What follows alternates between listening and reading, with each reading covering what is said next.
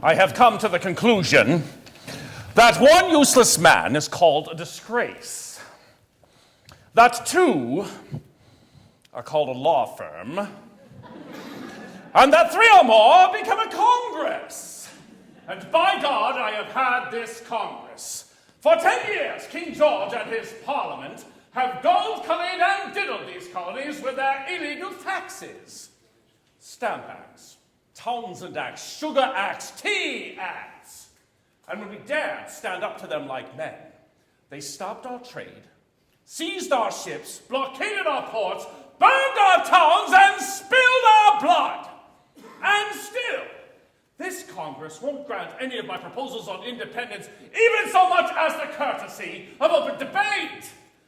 Good God! What in hell are they waiting for? Sit down, John. Sit down, John. For God's sake, John, sit down. Sit down, John. Sit down, John. For God's sake, John, sit down. Open up a window. It's 90 degrees. Have mercy, John, please. It's hot as hell in Philadelphia.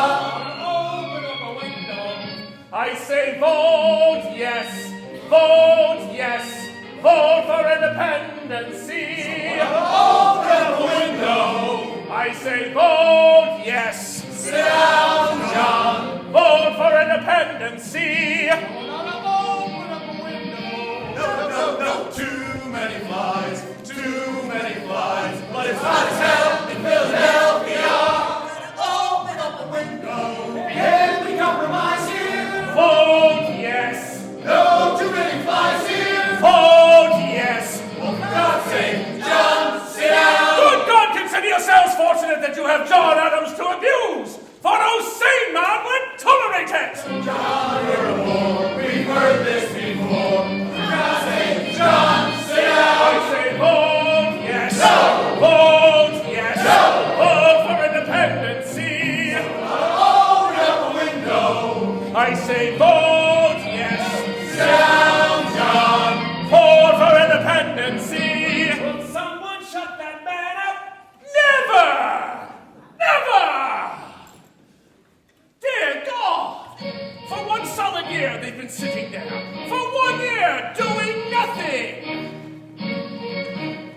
I do believe you've made a curse on North America. A curse that we hear now rehearsing. Philadelphia.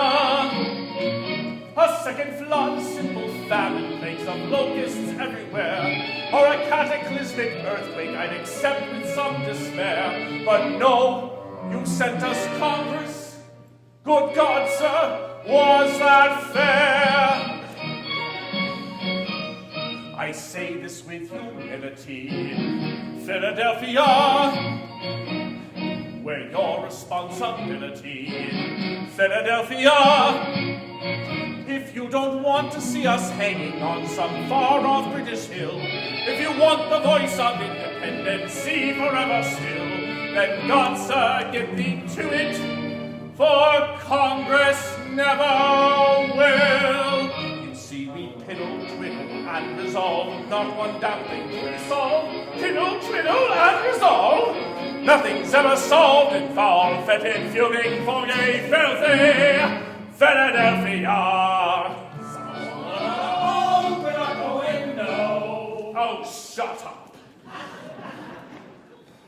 I now call the Congress's attention to the petition of Mr. Melchior Mann, who claims $20 compensation for his dead mule. It seems the animal was employed transporting luggage in the service of the Congress. The question then would appear to be one of occasion. For if the mule expired not while carrying, but after being unloaded, then surely the beast dropped dead on its own time. Oh, good God. They may sit here for years and years in Philadelphia. These indecisive creditors of Philadelphia. They can't decide on what is right or wrong, or what is good or bad. I'm convinced the only purpose this Congress ever had was to gather here specifically to drive John Adams mad. You see, we piddle, twiddle, and resolve. Not one damn thing do we solve. Piddle, twiddle, and resolve. Nothing's ever solved, involved, fetid, fuming, foggy, filthy Philadelphia. John, is that you carrying on? John! Oh, Abigail, Abigail, I have such a desire to knock heads together. I know, my dearest, I know, but that's because you make everything so complicated. It's all quite simple, really. Just tell the Congress to declare independency. Then sign your name, get out of there, and hurry home to me. The children all have dysentery. Little Tom keeps turning blue. Little Abby has the measles, and I'm coming down with flu. They say we may get smallpox. Madam, what else is new? Abigail, in my last letter, I wrote you that the king has gathered 12,000 German mercenaries to send against us. I asked you to organize the ladies to make saltpeter for gunpowder. Have you done as I asked? No, John, I have not. Why have you not? Because you neglected to tell us how saltpeter is made. By treating sodium nitrate with potassium chloride, of course. Oh, yes, of course. Will it be done then? I'm afraid we have a more urgent problem, John. More urgent, madam. There's one thing every woman's missed in Massachusetts Bay. Don't smirk at me, you egotist. Pay heed to what I say. We've gone from Framingham to Boston, and we cannot find a pin. Don't you know that there's a war on? Say the tradesman with a grin. Well, we will not make saltpeter until you send us pins. Pins, madam, saltpeter. Pins. Saltpeter. Pins. Saltpeter. Pins. Saltpeter. Pins. Pins. Peter. Pins. Peter. Pins. Peter! Pins. Done, madam. Done. Done, John. Hurry home, John. As soon as I'm able.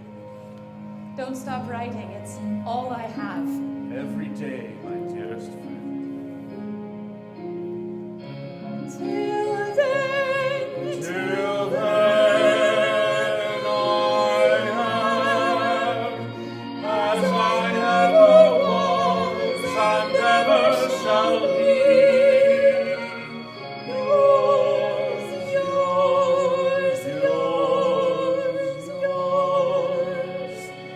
Yours, Saltpeter John. Pins, Abigail.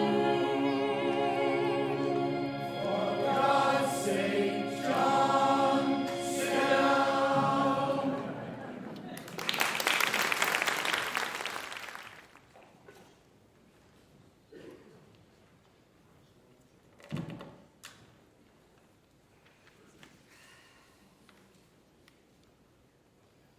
Franklin! Franklin! Where in God's name were you when I needed you? Right here, John, being preserved for posterity. You like it? It stinks. As ever, the soul of tact. The man's no Botticelli. And the subject, no Venus. Franklin, you heard what I suffered in there. Heard? Of course I heard. Along with the rest of Philadelphia. Lord, your voice is piercing, John. I wish to God my arguments were. My God, Franklin, when will they make up their minds? With one hand, they can raise an army, dispatch one of their own to lead it, and cheer the news from Bunker's Hill. While with the other hand, they wave the olive branch, begging the king for a happy and permanent reconciliation. Why, Fat George has declared us in a rebellion, why can't they? John, really? You talk as if independence were the rule. It's never been done before. No colony has broken from the parent stem in the history of the world. Damn it, Franklin, you make us sound treasonous. Do I? Treason. Treason is a charge invented by the winners as an excuse to hang the losers. I have more to do than sit here listening to you quote yourself. Oh, that was a new one. Damn it, Franklin, we're at war! To defend ourselves, nothing more. We expressed our displeasure, the English moved against us, and we in turn resisted. Now our fellow congressmen are trying to effect a reconciliation before it becomes a war. Reconciliation, my ass. The people want independence. The people have read Mr. Paine's Common Sense. I doubt the Congress has. John, why don't you give it up? Nobody listens to you. You're obnoxious and disliked. I'm not promoting John Adams. I'm promoting independence. Evidently, they can't help connecting the two. What are you suggesting? Let someone else in Congress propose. Never! Why? Who do you have in mind? Oh, I don't know. I really haven't given it much thought. You said really, Benjamin? Never! Oh, Johnny! Richard, John and I need some advice. Well, mine to give, it's yours, you know that. Oh, thank you, Richard. As you know, the cause we support has come to a complete standstill. Why do you suppose that is? Oh, that's simple here. Johnny's obnoxious and disliked. Yeah, that's true. What's the solution, I wonder? Oh, it's obvious. Get somebody else in Congress to propose. Richard, that is brilliant. Isn't that brilliant, John? Brilliant. Yes. Now the question is, who can it be? The man we need must belong to a delegation that publicly supports independence. And at the present time, only Massachusetts, New Hampshire, and Delaware have declared our way. And Virginia, Benji. Don't forget Virginia. Oh, Richard, I haven't. How could I? But, strictly speaking, though Virginia's views on independence are well known, your legislature in Williamsburg has never formally authorized its delegation in Congress to support the cause. Now, if we could just think of a Virginian with enough influence to go down there and persuade the House of Burgesses. Damn, I ain't thought of somebody. Who? Me? Why didn't I think of that? Oh, hell, I'll leave tonight. Hell, leave right now if you like. I'll just stop off in Stratford long enough to refresh the missus, and then straight to the matter. Virginia, the land that gave us a glorious commander-in-chief. George Washington will now give the continent its proposal on independence. And when Virginia proposes, the South is bound to follow. And where the South goes, the Middle States go. Virginia, the mother of American independence. Incredible. We're free and he hasn't even left yet. What makes you so sure we can do it? My name is Richard Henry Lee, Virginia is my home. My name is Richard Henry Lee, Virginia is my home. And may my horses turn to glue if I can't deliver up to you resolution on independency. For I am FFD, the first family in the sovereign colony of Virginia. Yes, the FFD. Oldest family in the oldest colony in America. And may the British burn my land if I can't deliver to your hand a resolution on independency.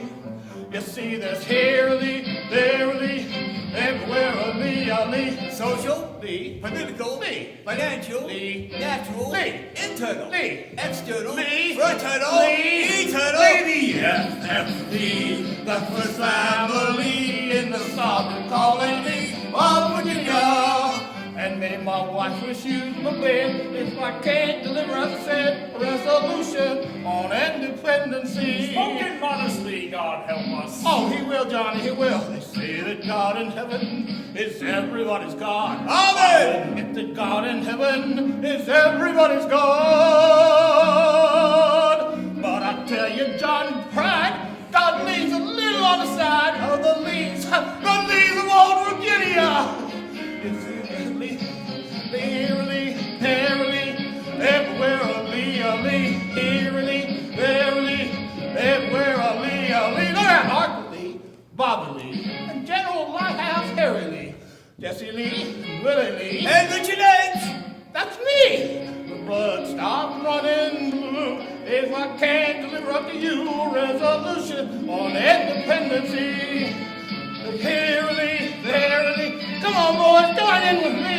Verily, verily, When will you leave? immediately. Verily, verily, When will you return? shortly. Verily, verily. I'll come back triumphantly. Verily, verily, verily.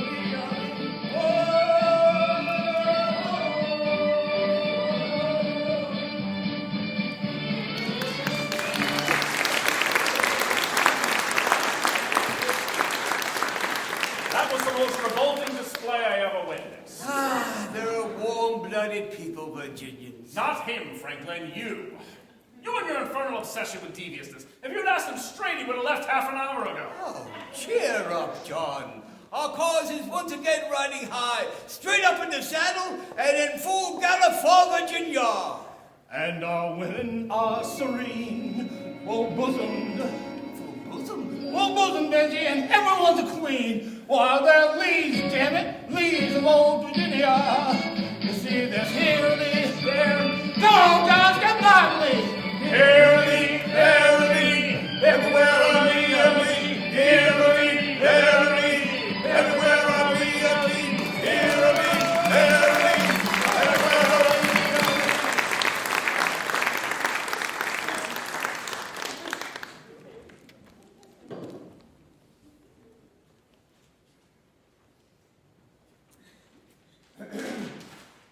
Yes? I'm Dr. Lyman Hall, the delegate from Georgia. I'm Andrew McNair, Congressional Custodian. If you need anything, just yell out McNair, as you'll hear the others do, and there won't be too long to wait. Very good. Can you tell me where the Georgia delegation belongs? Oh, they mull about over there, by the two Carolinas. Good. And I see that it's after 10. I was told that Congress convenes at 10. Oh, they'll be wandering in any time now, sir, with old Grapin Guts leading the way. Old who? Grapin Guts. McNair!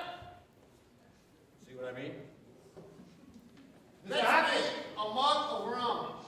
Mr. Hopkins, you'll be pleased to meet Dr. Lyman Hall, Oh, I don't need a doctor, damn it. new delegate from Georgia. Well, why didn't you say so?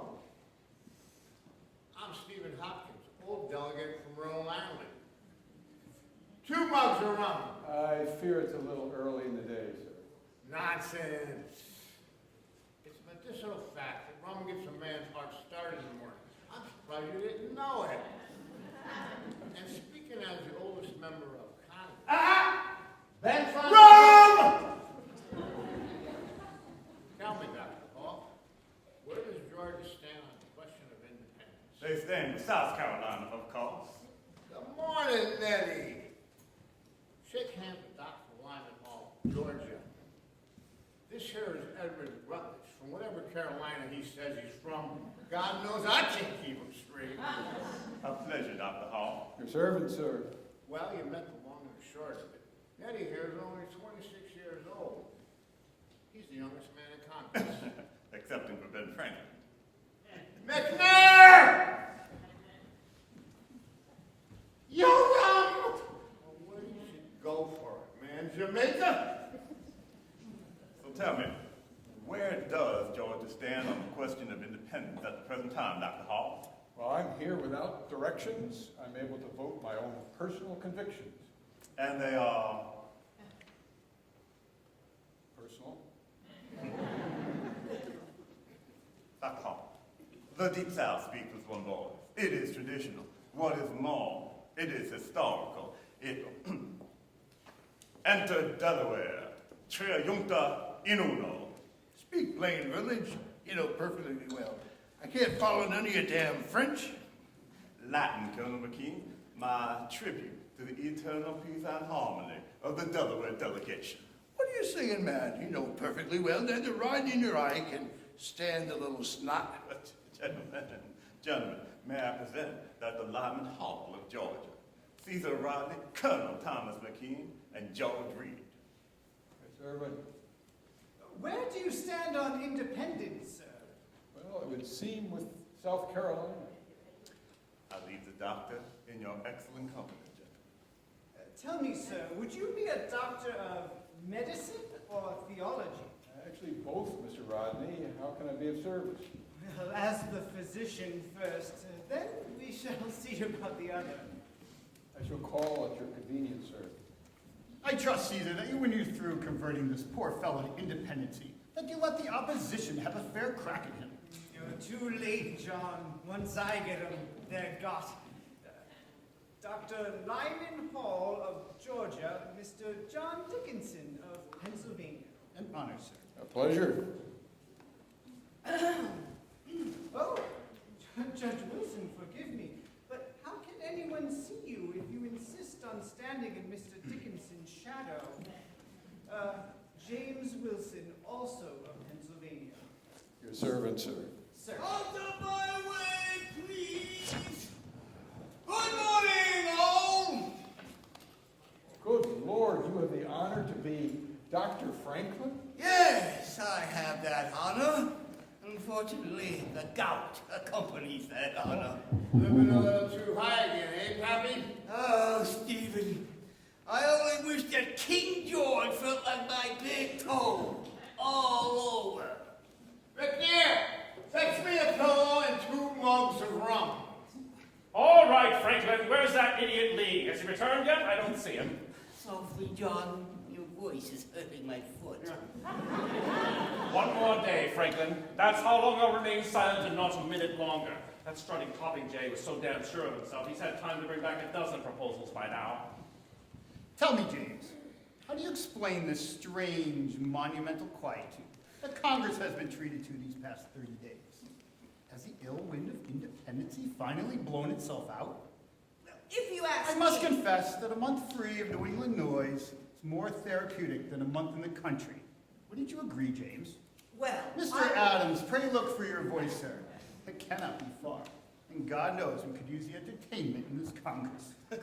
Congratulations, John. You've just made your greatest contribution to independence. You kept your flap shut. One more day, Franklin. Gentlemen, the usual morning festivities concluded. I now call the Congress to order. Mr. Thompson. The Second Continental Congress meeting in the city of Philadelphia is now in session. 7th of June, 1776, the 380th meeting. Sweet Jesus. The Honorable John Hancock of Massachusetts Bay, President. Thank you, Mr. Thompson. Mr. McNair, the stores of rum and other drinking spirits are hereby closed to the colony of Rhode Island for a period of 3 days. Yes, sir. Johnny, you can't do that. Enough, Hopkins. You've abused the privilege. Chair takes the opportunity to welcome Dr. Lyman Hall of Georgia to the Congress. Hopes he will make the best of it. My God, it's hot. The secretary will read the roll. All members present with the following exceptions. Mr. Charles Carroll of Maryland, Mr. Samuel Adams of Massachusetts, Mr. Button Gwinnett of Georgia, Mr. George Wythe and Mr. Richard Henry Lee of Virginia, and the entire delegation of New Jersey. I'm concerned over the continued absence of 1/13 of this Congress. Where is New Jersey? Somewhere between New York and Pennsylvania. Thank you very much. Dr. Franklin, your son resides there. Have you heard anything? Son, sir? What son? The Royal Governor of New Jersey, sir. As the title might suggest, sir, we are not in touch at the present time. Yes, very well. The weather. A report on the weather. Mr. Jefferson. Mr. Jefferson of Virginia. Present, sir. May we have a report on the weather, as if it weren't already speaking for itself? Yes. 87 degrees of temperature, 30.8 inches of mercury, and winds from the southeast for the rest of the day and leaving for home. On business? Family business. Give her a good one for me, young fella. Yes, sir, I will.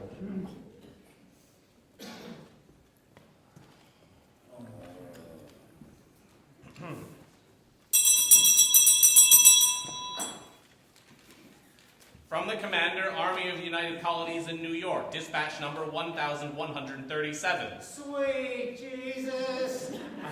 To the Honorable Congress, John Hancock, President, dear sir. It is with grave apprehension that I have learned this day of the sailing from Halifax, Nova Scotia, of a considerable force of British troops, in the company of foreign mercenaries and under the command of General Sir William Howe. There can be no doubt that their destination is New York, for to take and hold this city and the Hudson Valley beyond would serve to separate New England from the other colonies, permitting both sections to be crushed in turn. Sadly, I see no way of stopping them at the present time, as my army is absolutely falling apart. My commissary general has strained his credit to the last, my quartermaster has no food, no arms, no ammunition, and my troops are in a state of near mutiny. I pray God some relief arrives before the Armada, but fear it will not. Your obedient, G. Washington. Mr. President, Cardinal McKean. Surely we've appointed the gloomiest man on this entire continent as the head of our troops. Those dispatches are the most depressing accumulation of disaster, doom, and despair in the entire annals of military history. And furthermore, I cannot... Cardinal McKean, please. What?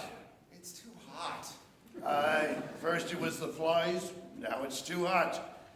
I suppose so. General Washington will continue to word his dispatches as he sees fit.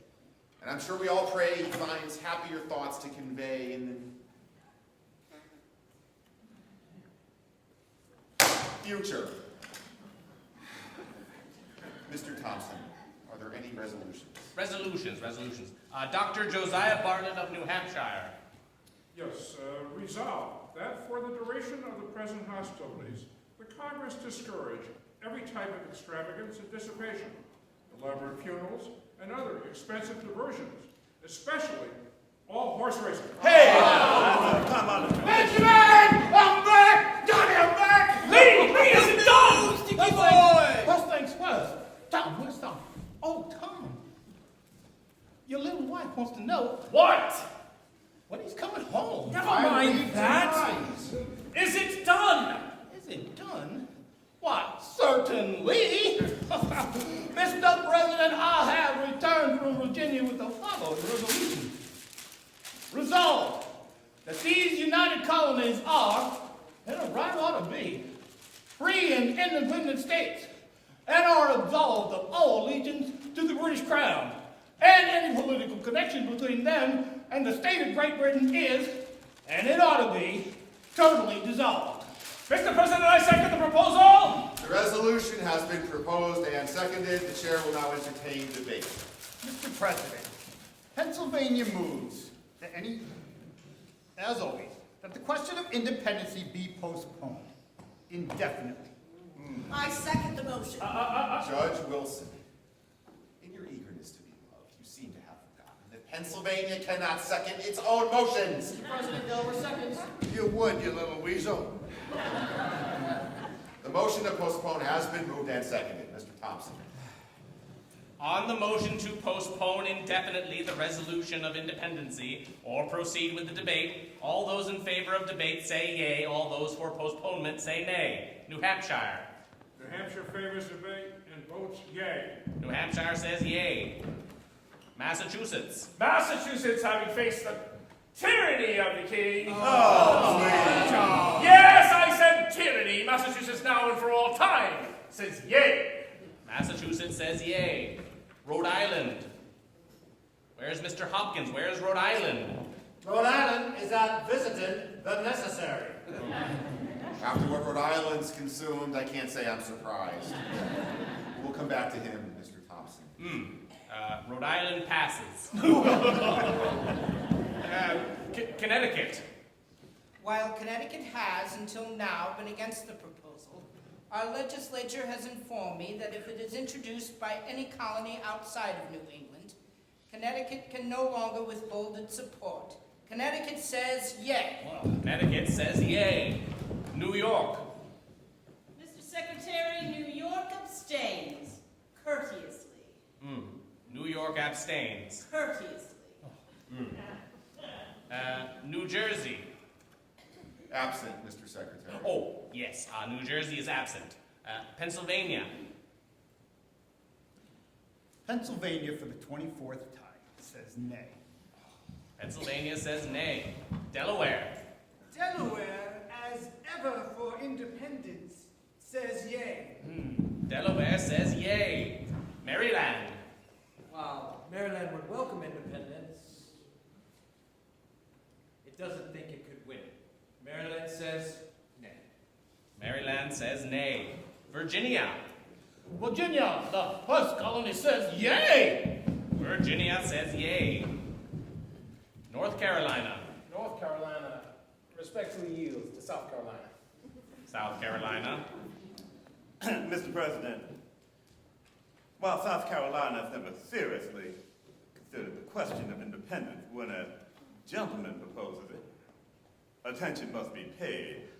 That being said, we in the Deep South, unlike our friends in New England, feel no cause for impatience at the present time. If at some future date all our sister colonies wish to effect a separation, we will not stand in the way. But for the time being, South Carolina will wait and watch. The vote is nay. South Carolina says nay. North Carolina says nay, yes. I know, Mr. Hughes.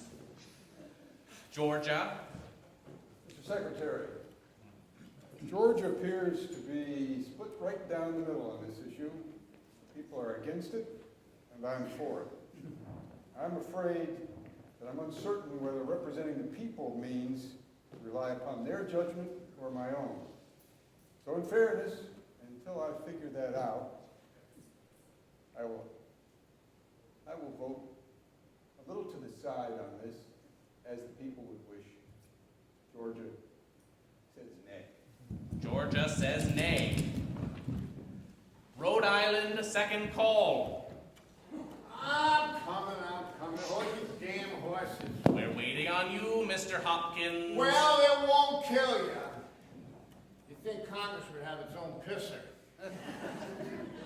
Well, where does this stand? 5 for debate, 5 for postponement, 1 abstention, and 1 absence. So it's up to me, is it? Well, I'll tell you. In all my years, I've never seen, heard, or smelled something that was too dangerous to talk about. I'm for open debate. Rhode Island says yay. McNair, get Mr. Hopkins a rum. What you say? Get him the whole damn barrel if he wants. Yes, sir. The chair now declares this Congress to be a committee of the whole for the purpose of debating Virginia's resolution on independence. Mr. Dickinson. Well, now, you've got your way at last, Mr. Adams. The matter may now be discussed. I must confess, I'm almost relieved. But there is one question I've been itching to ask you. Why? Why what, Mr. Dickinson? Why independence, Mr. Adams? For the obvious reason that our continued association with Great Britain has become intolerable. To whom, Mr. Adams? To you? Well, then I suggest you sever your ties immediately. But please, be kind enough to leave the rest of us where we are.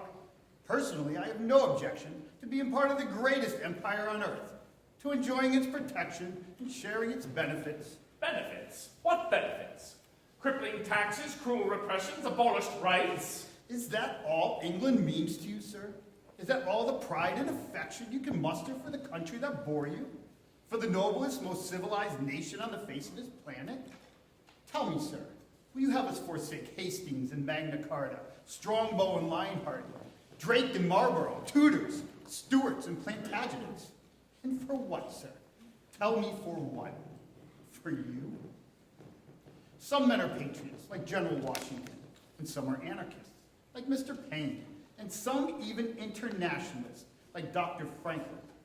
But you, sir, you are merely an agitator, creating disorder, disturbing the peace, endangering the public welfare. And for what? Your own little personal complaints. Your taxes are too high. Well, sir, so are mine.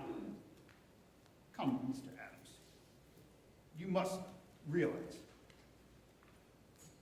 are these the acts of an Englishman? Not Englishman, Dickinson. American. No, sir, Englishman. Please, Mr. Dickinson, must you start bagging? How is a man to sleep? Forgive me, Dr. Franklin, but must you start speaking? How is a man to stay awake? We'll promise to be quiet, sir. I'm sure everyone here prefers that you remain asleep. If I'm to hear myself called an Englishman, I assure you I prefer to remain asleep. And what's so bad about being called an Englishman? English don't seem to mind.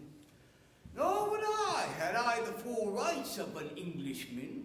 But to call me one without those rights is like calling an ox a bull. He's thankful for the honor, but would much rather have restored what's rightfully his.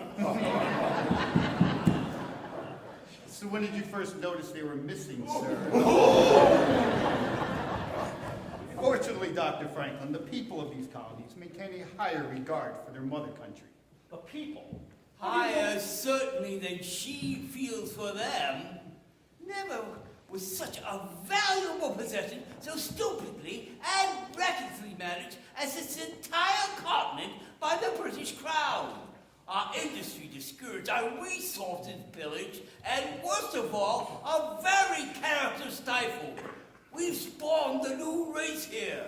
Rougher, simpler, more violent, more enterprising, and less refined. We're a new nationality, Mr. Dickinson. Americans. We require a new nation. Yes, well, that may be your opinion, Dr. Franklin. But as I said, the people feel quite differently. The people. What do you know about the people, Dickinson? You don't represent the people. You represent only yourself. And that precious status quo you keep imploring the people to protect for their own good is nothing more than the eternal preservation of your own personal property. Mr. Adams, you have an annoying talent for making such delightful words such as property sound quite distasteful. In heaven's name, what is wrong with property? Have you forgotten that we first came to these shores to secure rights to property, and that they hold those rights no less dear than the rights you speak of? So safe, so fat, so comfortable in Pennsylvania. And what is this independence of yours except the private grievance of Massachusetts? And why is it always Boston that breaks the king's peace? My dear Congress, you must not adopt this evil measure. It is the work of the devil. Leave it where it belongs, in New England. Brother Dickinson, New England has been fighting the devil for over 100 years. And as of now, Brother Sherman, the devil has been winning hands down. Why, at this very moment, he is sitting here in this Congress. Don't let him deceive you. This proposal was all his doing. Hey, now just Oh, a it minute. may bear Virginia's name, but it reeks of Adams, Adams, and more Adams. Just look at him, ready to lead this continent down the fiery path of total destruction. Good God, why can't you acknowledge what already exists? It has been more than a year since Concord and Lexington. Damn it, man, we're at war right now! No, you are at war. You, Boston and John Adams. But you will never speak for Pennsylvania. Nor for Delaware. Mr. Reed, you represent only 1/3 of Delaware. The sensible third, Mr. Rodney. Sit down, you little wart, before I knock you down. Enough, all three of you. McNair, do something about these damn flies. Bring me a rum. The flies burst. And a rum. I've only got 2 hands. Good Lord, it's hot in here. Please, do go on, gentlemen. You're making the only breeze in Philadelphia. Mr. Adams, perhaps you should clear up something for me. After we have achieved independence, who do you propose would govern in South Carolina? The people, of course. Which people, sir? The people of South Carolina or the people of Massachusetts? Why don't you admit it, Eddie? You're against independence and you always will be. Aye. You refuse to understand us, gentlemen. We desire independence, yes, for South Carolina. That is our country. And as such, we don't want it to belong to anybody. Not to England and not to you. We intend to be one nation, Rutledge. A nation of sovereign states, Mr. Adams, united for our mutual protection, but separate for our individual pursuits. That is what we have understood it to be, and that is what we will support. Just as soon as everybody supports it. There you are, Mr. Adams. You must see that we need time to figure out who we are and where we are in regard to one another. For if we do not determine the nature of the beast before we set it free, it will consume us all. For once in your life, Wilson, take a chance. I say the time is now. It may never come again. Your clock is fast, Mr. Adams. I say we're not yet ripe for independence. Not right? Hell, we're riding for the one of it. Gentlemen, please. What in God's name is the infernal hurry? Why must this matter be settled now? And what's wrong with now, Mr. Chase? Well, General Washington's in the field, and if he is defeated, as it now appears, we'll be inviting the hangman. But if by some miracle he should win, we can declare anything we want. The sentiments of North Carolina, precisely. Has it occurred to either of you that an army needs something to fight for in order to win? A cause, a purpose, a flag of their own? Come on, Mr. Adams. How can a nation of only 2 million souls stand up to an empire of 10 million? 10 million! How are we supposed to compensate for that shortage? It's simple, Mr. Chase. Increase and multiply. I tell you, we will more than compensate. With spirit! I tell you, there's a spirit out there with the people that is sadly lacking in this Congress. Hey, yes, of course. Now it's spirit. Well, why didn't I think of that? No army, no navy, no arms, no ammunition, no treasury, no friends, but bless our souls, spirit. Mr. Lee, Mr. Hopkins, Mr. Rodney, Colonel McKean, Dr. Franklin. Why have you joined this incendiary little man? This Boston radical, this agitator, this demagogue, this madman. Are you calling me a madman, you fribble? Easy, John! You and your Pennsylvania proprietors, you kick to the rear on every issue so that if we should go under, you still remain afloat. Are you calling me a coward? Yes. Coward. Madman. Landlord. Lawyer. Stop it, Johnny. Stop it. This is the Congress. Stop it, I say. The enemy is out there. No, Mr. Rodney. The enemy is here. No. I say he's out there. England. Closing in. Cutting off our air. There's no time. Caesar. No air. Caesar. Dr. Hall. Colonel McKean, Aye, yes, I can, sir. he's got to go home. Yes, a man should die in his own bed. John, I'm here, Caesar. I leave you a divided Delaware. Forgive me. I'll take you home, Caesar. I'll be back within a week. Mr. President, South Carolina calls the question. What's that, Mr. Rutledge? I said, Mr. President, South Carolina desires to end debate and call the question of independence. No! Wait! Gentlemen, please. The question has been called and seconded. Secretary will record the vote. Franklin, do something. Think. I'm thinking. Nothing's coming.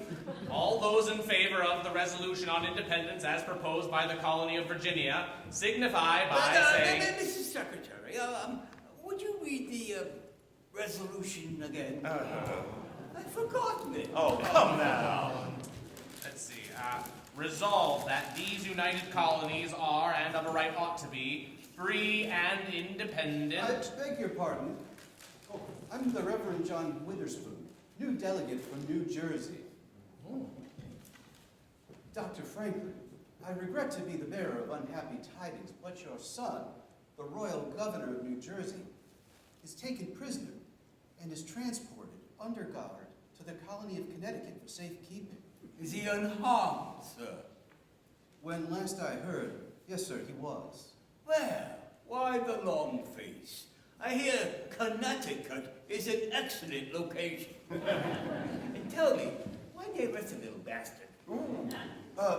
Well, the New Jersey legislature has recalled the old delegation to this Congress and has sent a new delegation. Quickly, man, where do you stand on independence? I haven't made that clear. No! I suppose I haven't. Well, that's the reason for the change. The new delegation is instructed to vote for independence. Mr. President, Massachusetts is now ready for the vote on independence and reminds the chair of its privilege to decide any votes that are deadlocked. I won't forget, Mr. Adams. The chair would like to welcome the Reverend Witherspoon and offer him the position of congressional chaplain if he should accept. With much pleasure, sir. Very well.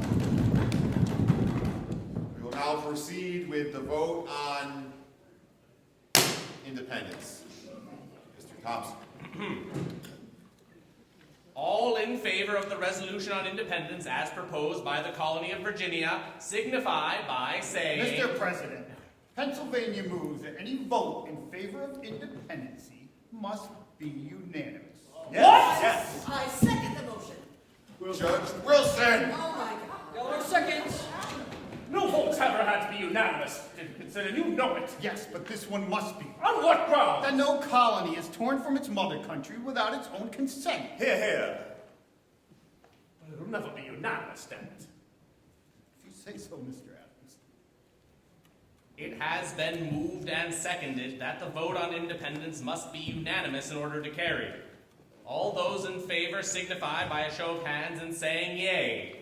Yea. 6 colonies say yea. All those opposed signify by saying nay. Nay. 6 colonies say nay. Mr. Secretary, New York abstains courteously. Mr. Morris, why does New York constantly abstain? Why doesn't New York just stay in New York? Very well, the vote is tied. The principles of independence have no greater advocate in this Congress than its president. And that's why I have to join with those who vote for unanimity. John, what are you doing? You've sunk us! Hear me out. Don't you see that any colony who votes to oppose independence will be forced to fight on the side of England? We'll be pitting brother against brother. Our new nation will carry as its emblem the mark of Cain. I can see no other way. Either we all go together, or together we stay where we are. Very well. Proceed, Mr. Thompson. A unanimous vote, being necessary to carry, if any be opposed on the resolution on independence as proposed by the colony of Virginia. Mr. President! For heaven's sake, let me get through it once. Mr. President, I move for a postponement. Postponement? Ah, I wish you the same luck I had with Mr. Adams is right. We need a postponement. On what grounds? What grounds?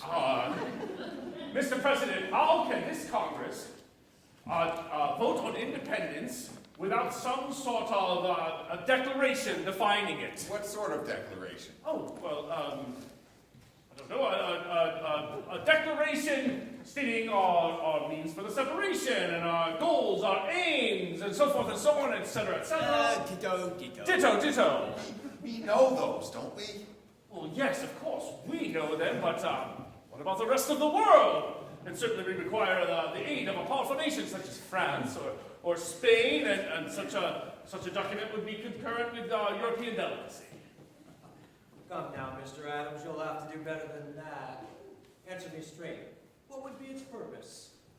Well, to place before mankind the common sense of the subject in terms so plain and firm as to command their assent. Mr. Jefferson, are you seriously suggesting that we publish a paper declaring to all the world that an illegal rebellion is in fact a legal one? Why, Mr. Dickinson, I'm surprised at you. You should know that rebellion is always legal in the first person, such as our rebellion. It is only in the third person their rebellion that it is illegal. Mr. President, I second the motion to postpone the vote on independence for a period of time sufficient for the writing of a declaration. The motion has been moved and seconded. Mr. Thompson. All those in favor of the motion to postpone signify with a show of hands and saying yay. Yay. 6 colonies say yay. Those opposed? Nay. 6 colonies say nay. Mr. Secretary, New York abstains courteously. Mr. Morris, what in the hell goes on in New York? I'm sorry, Mr. President, but the fact remains that New York has never sent us explicit instructions on anything. Never? That's impossible. Have you ever been to a meeting of the New York legislature? Everybody speaks very loud and very quickly, and nobody listens to anybody else, with the end result that nothing ever gets done. I beg the Congress's pardon. My sympathies, Mr. Morris. The vote again being tied, the chair rules in favor of postponement. A committee will be formed to draft the declaration, said document to be written, debated, and approved by early July, 3 weeks hence, at which time Virginia's resolution on independence will finally be voted on. Is that clear? Mm-hmm. Very well. Will the following gentlemen serve on the committee? Dr. Franklin, Mr. John Adams, Mr. Livingston, Mr. Sherman, of course, Mr. Lee. Well, excuse me, Mr. President, but I must be returning to the sovereign country of Virginia as they are asking me to serve as governor. Therefore, I must decline respectfully.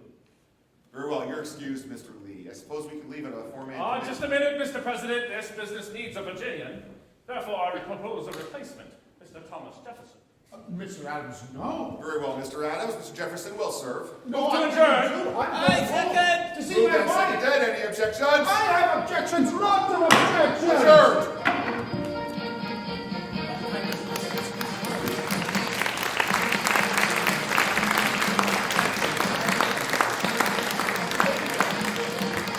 All right, gentlemen, let's get on with it. Who will write a Declaration on Independence? Mr. Adams, I say you should write it to your legal mind and bring it to me to fair. Is that so? Well, if I'm the one to do it, they'll run that quill-pens to it. I'm obnoxious and disliked. You know that, sir. Yes, I know. Then I say you should write it, Franklin. Yes, you. Hell no. Yes, you, Dr. Franklin. You, but you, but you, but... Mr. Adams, but Mr. Adams, the things I write are only light extemporanea. I won't put politics on paper, it's a mania. So I refuse to use a pen in Pennsylvania. Pennsylvania, Pennsylvania, refuse to use a pen.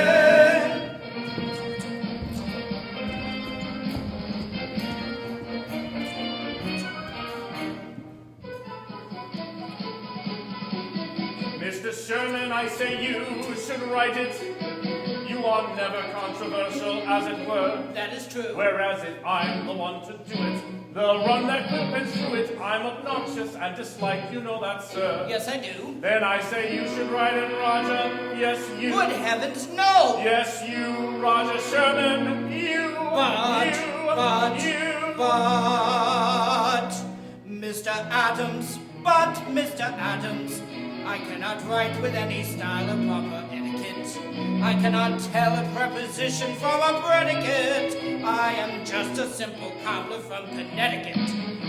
Connecticut, a simple cobbler he.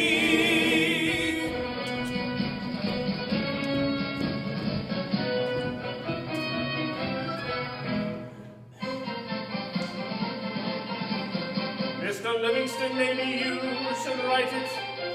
You have many friends and you're a diplomat. Oh, that word. Always I'm the one to do it.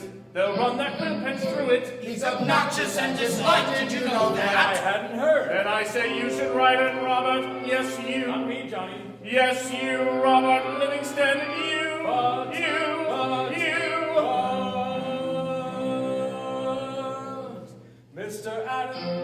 But, Mr. Adams, I've been presented with a new son by noble stork.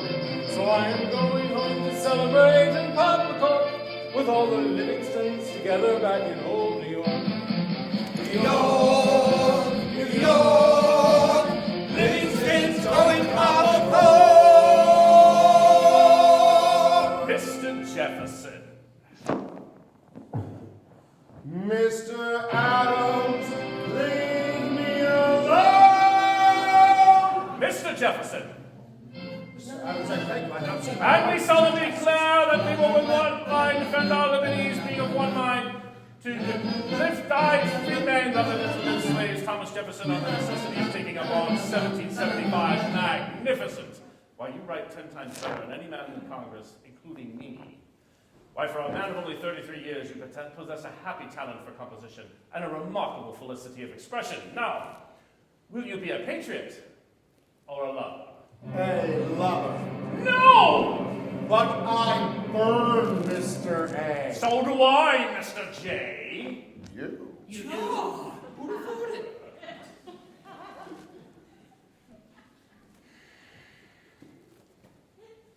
Mr. Jefferson, dear Mr. Jefferson, I'm only 41, I still have my virility. And I can romp through Cupid's grove with great agility. But life is more than sexual combustibility. Combustibility, combustibility. Quiet! Now you'll write it, Mr. J. Who will make me Mr. A? I. You? Yes. How? By physical force if necessary. It's your duty! It's your duty, damn it! Mr. Adams, damn you, Mr. Adams, you are obnoxious, and this light that cannot be denied. Once again, you stand between me and my lovely bride. Mr. Adams, you are driving me to homicide! Homicide! Homicide! Quiet! The choice is yours, Mr. Jefferson. Do as you like with it. We may see burden yet.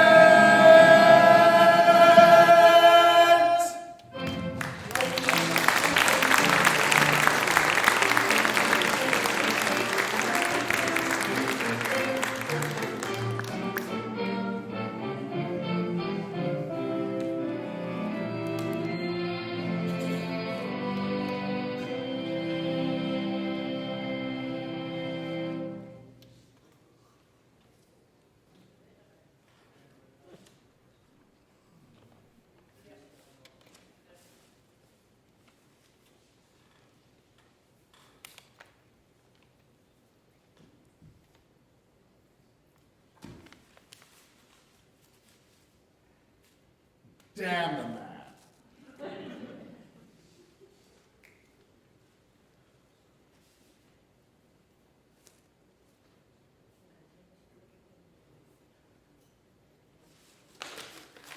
Double damn the man.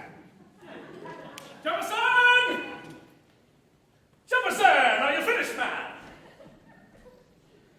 You've had a whole week. Is it finished? Can I see it?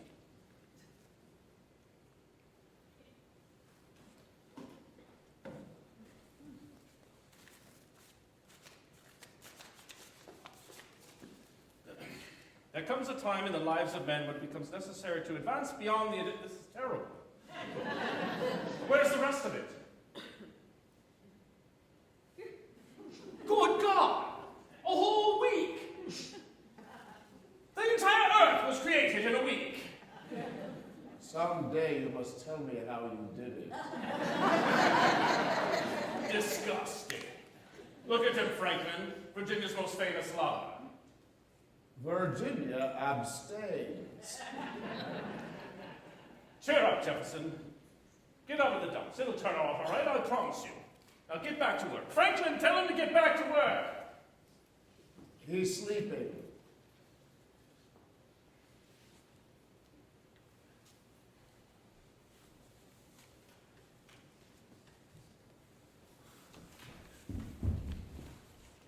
You halloo, and whose little girl are you? His wife, I hope. What makes you think so? Because I sent for her. You what? Well, it simply occurred to me that the sooner his problem was solved, the sooner our problem would be solved. Good thinking, John, good thinking. Madam, may I present myself, John Adams. Adams? John Adams? And Dr. Franklin? Inventor of the stove? Jefferson, kindly present me to your wife. She's your wife, isn't she? Of course. Look how they fit. Well, come along, John. Come along. Come along where? There's work to be done. Obviously.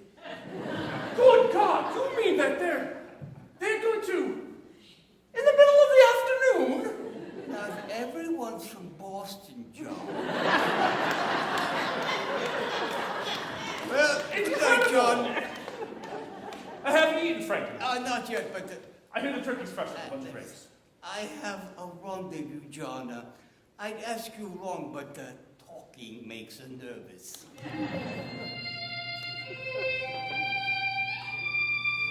Incredible. Oh, Abigail.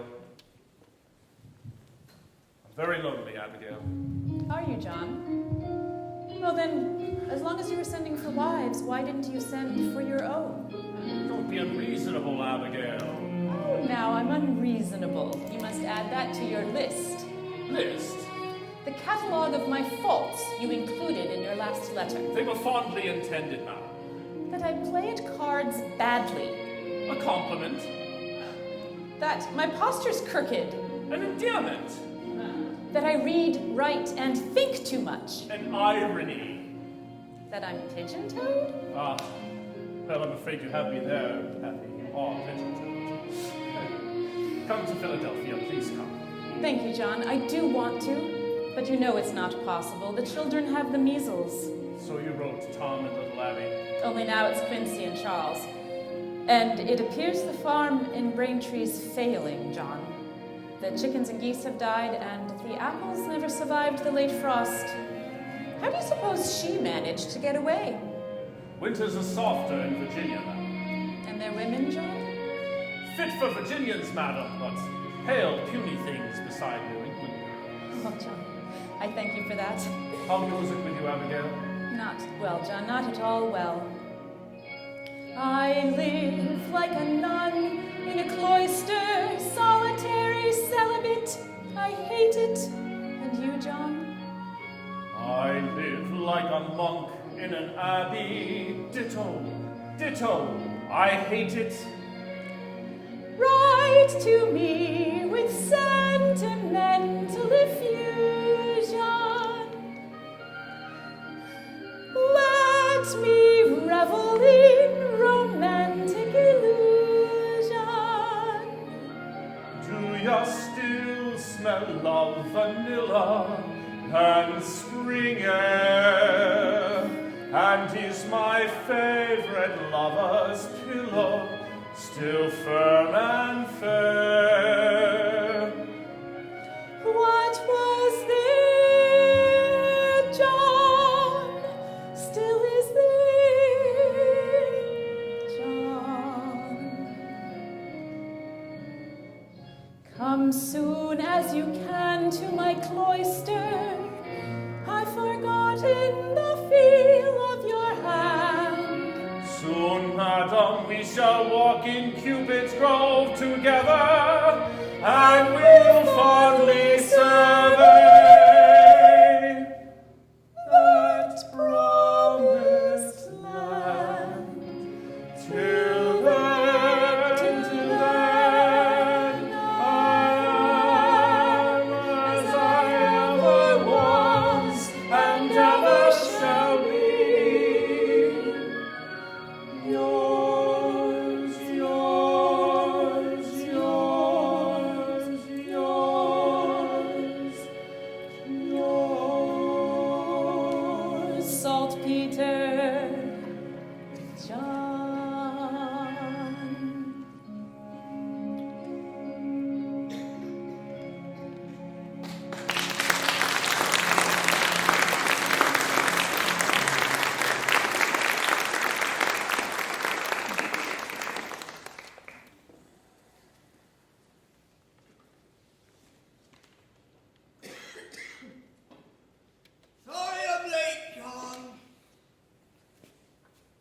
is up to all hours. Have you been here long? Oh, not long. And what are you doing out here? I expected you'd be up there cracking the whip. The shutters are still closed. Oh, my word, so they are. Well, as the French say, closed shutters keep out. Spare me your bawdy mind first thing in the morning, Franklin. There we go up. A congressman dares anything. Go ahead. Me? Your voice is more piercing. Maybe we should come back later. What? Well, it's positively indecent. Oh, John, they're young and they're in love. Not them, Franklin, us. Standing out here. I mean, while we're waiting for them to... What will people think? Don't worry, John. The history books will clean it up. It doesn't matter. I won't be in the history books anyway, only you. Franklin did this, and Franklin did that, and Franklin did some other damn thing. Franklin smote the ground, and out sprang George Washington, fully grown and on his horse. Franklin then electrified them with his magical lightning rod, and the three of them, Franklin, Washington, and the horse, conducted the entire revolution all by themselves. I like it. Oh, John, just look at her. I am. She's even more magnificent than I remember. Of course, we didn't see much of her front last night.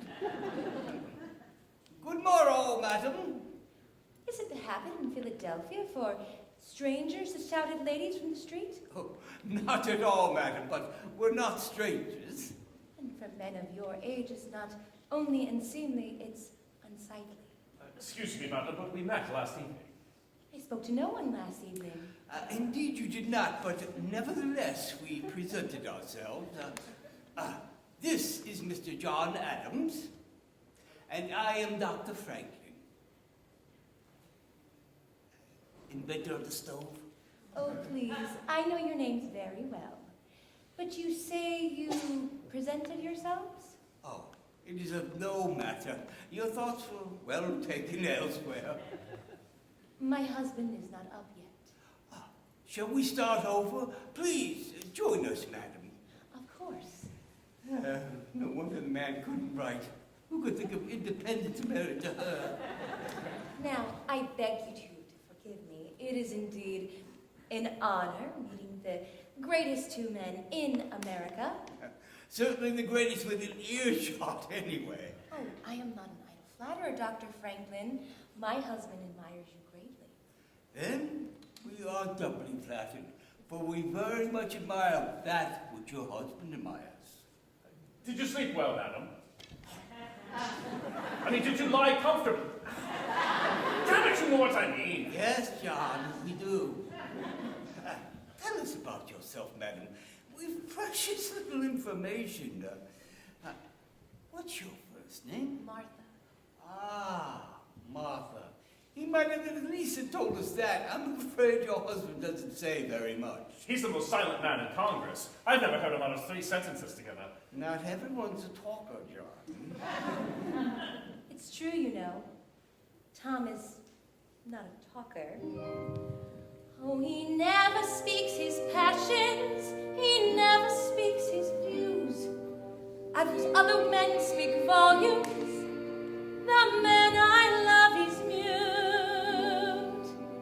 In truth, I can't recall being wooed with words at all. Even How did he win you, Martha? And how does he hold on to a bounty such as you? surely you know Tom is a man of many accomplishments. Author, lawyer, statesman, architect, farmer, and one that I hesitate to mention. Don't hesitate. Yes, tell us, what else can that walking tombstone do? He plays the violin. He tucks it right under his chin. And he bows, oh he bows, for he knows, yes he knows, that it is high, high, high, diddle, diddle, twixt my heart, Tom and his fiddle.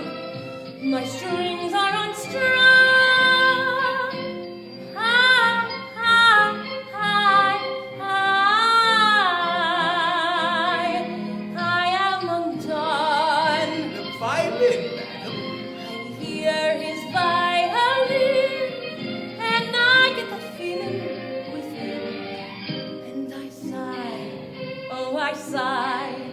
He draws near, very near, for it is high, high, high, diddle, diddle, and goodbye to the fiddle. My strings are unstrung.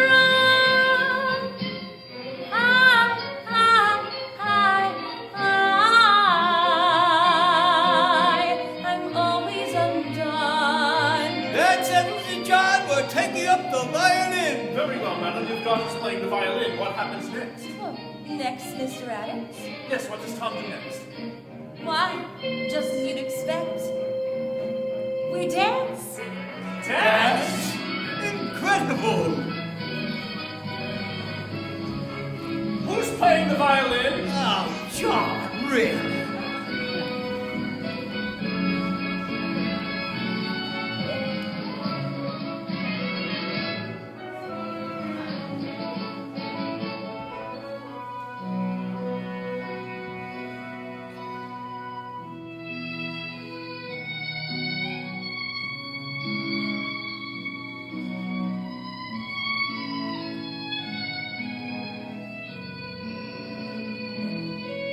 John, you can dance! Not everyone's from Philadelphia, Franklin.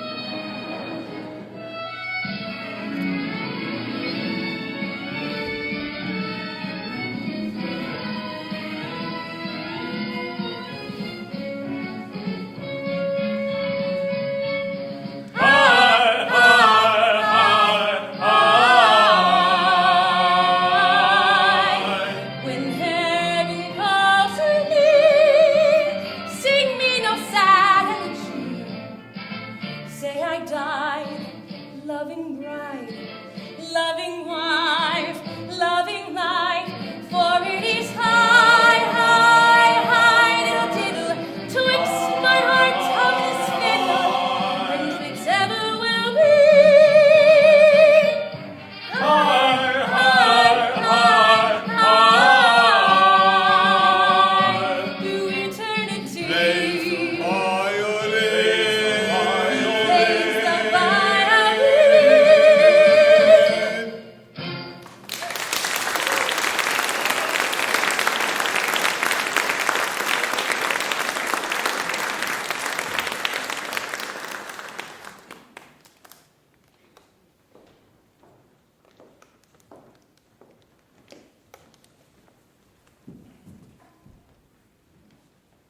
Franklin! He's done it! He's written something! Dear Mr. Adams, I'm taking my wife back to bed. Kindly go away. Your obedient T. Jefferson. Perhaps I'm the one who should have written the declaration after all. At my age, there's little doubt the pen is mightier than the sword. For it's high, high, high, diddle, diddle. And God bless the man who can fiddle. And independency. High, high, high, ya-ta-ta-ta. Through eternity. Plays the violin. He plays the violin. He plays the violin.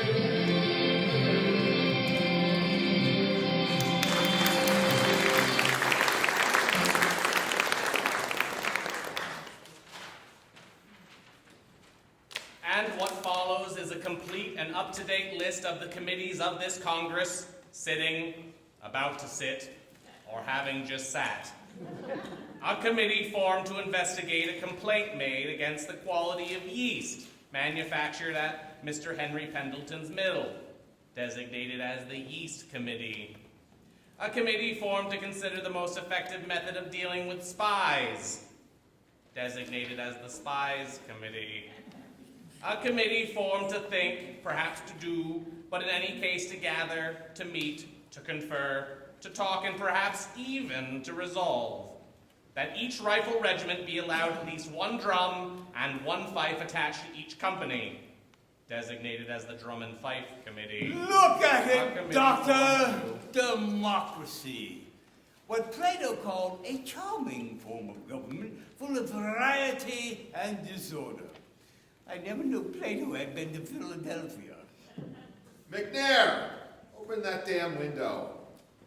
Benjamin, I want you to see some cards I've gone and had printed up that ought to save people a whole lot of time and effort regarding the lack of discipline with these people in this situation. Dear sir, you are without any doubt a rogue, a rascal, a villain, a thief, and a mean, dirty, stinking, sniveling, sneaking, pimping, pocket-picking, trice-double-dame, no good son of a bitch. And sign your name to it. What do you think? Stephen, I'll take a dozen right now. A committee formed to answer all congressional correspondence, designated as the Congressional Correspondence Committee. All right, Franklin, enough socializing. There's work to get done. Good morning, John. What? Oh, good morning, good morning. Now let's get to it. Let's get to what? Unanimity, of course. Look at that board. 6 days to and over, a little more than a week. A committee formed to consider the problem of counterfeit money, designated as the Counterfeit Money Committee. All right, John, where do we begin? How about Delaware? Is there any news of Rodney? McKean's back. Thomas! A committee formed to study the causes of our military defeat in Canada, designated as the Military Defeat Committee. How did you leave Rodney? Is he still alive? Aye, but the journey to Dover was fearful hard on him. He ne'er complained, but I could see the poor man was suffering. But you got him safely home? I did, but I doubt he'll ever set foot out of it again. That leaves you and Reed split down the middle. Will he come over? I don't know. He's a stubborn little snot. Well, keep at him. Don't stop until you wear him down. Oh, John, face facts, will you? If it were just Reed standing in our way, wouldn't be so bad. But look for yourself, man. Maryland, Pennsylvania, the entire South. It's impossible. It's impossible if we all stand around complaining about it. Now get to work, McKean. 1 foot in front of the other. I believe I put it better. Never leave. Oh, shut up, Franklin. Oh, John, what good will it do? You know Dickinson, he'll never get in, and never heard the last of Rutledge yet either. Never mind, then. Your job is George Reed. Talk him deaf if you have to, but you bring us back Delaware. But, John, I have a simpler way. This'll break the tie.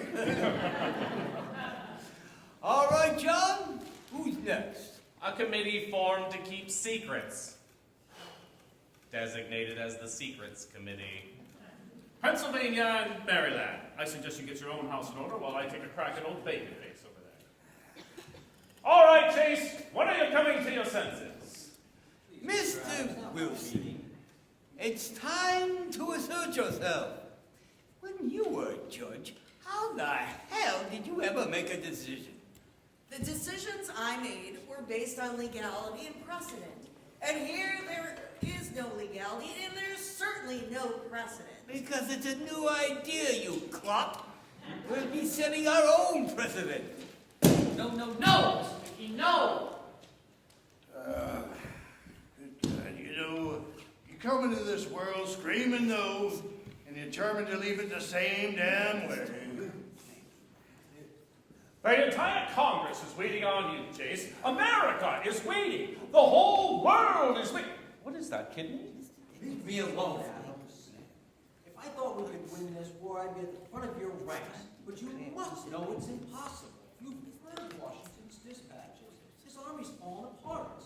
Washington's exaggerating the situation to excite this torpid Congress into action. Why, as chairman of the War Committee, I can tell you that the Army has never been in better shape.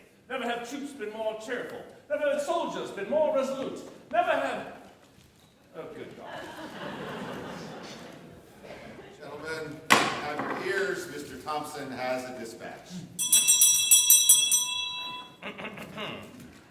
From the Commander, Army of the United Colonies in New York, dispatch number 1157. To the Honorable Congress, John Hancock, President, dear sir.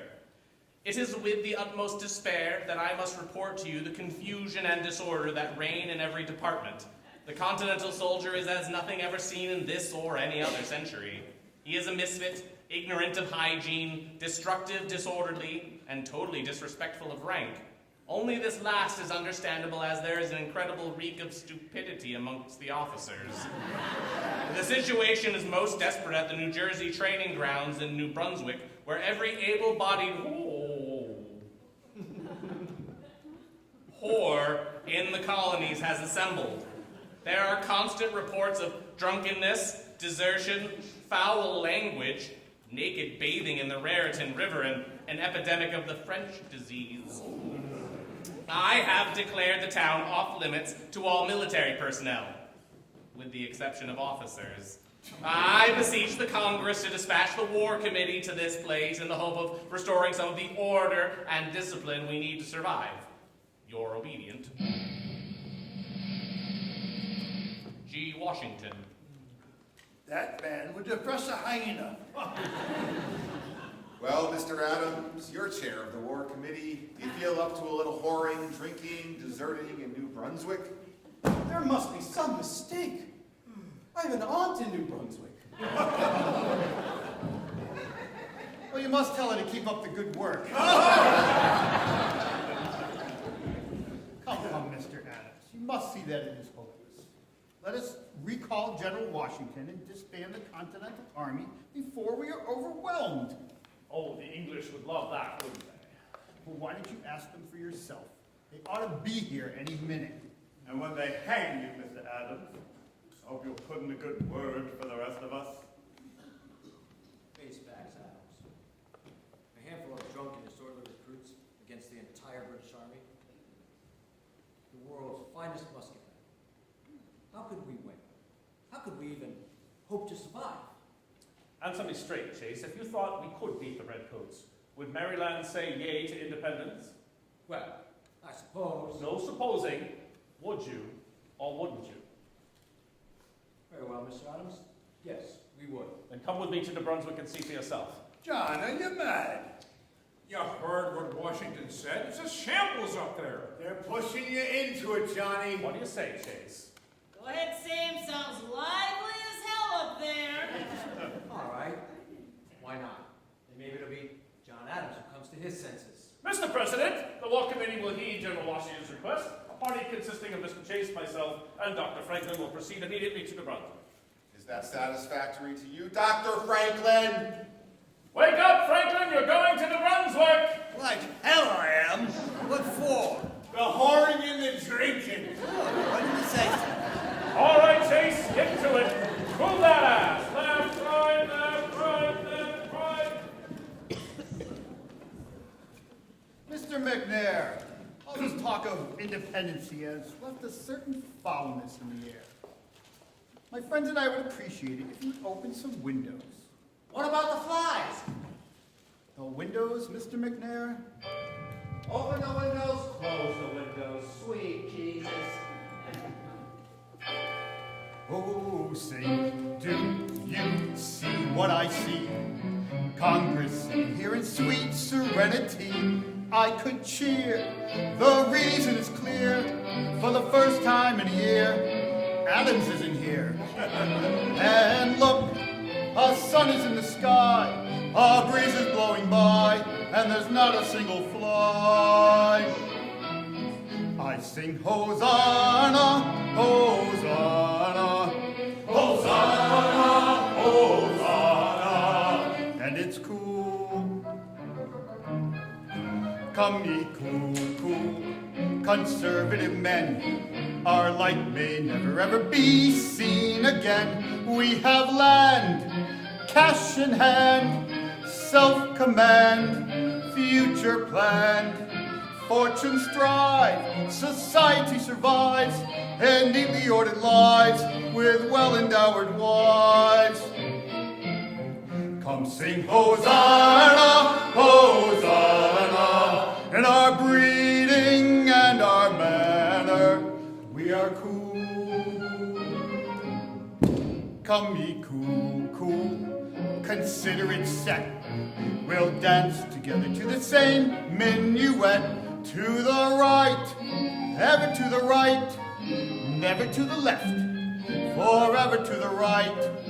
May our creed be never to exceed regulated speed, no matter what the need. Come sing Hosanna, Hosanna, emblazoned on our banner is keep cool.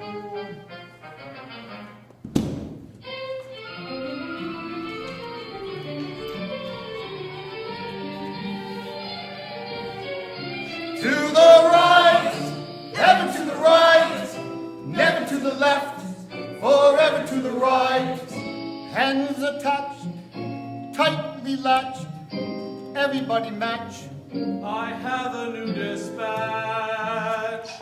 From the Commander, Army of the United Colonies in New York, dispatch number 1158. To the Honorable Congress, John Hancock, President, dear sir.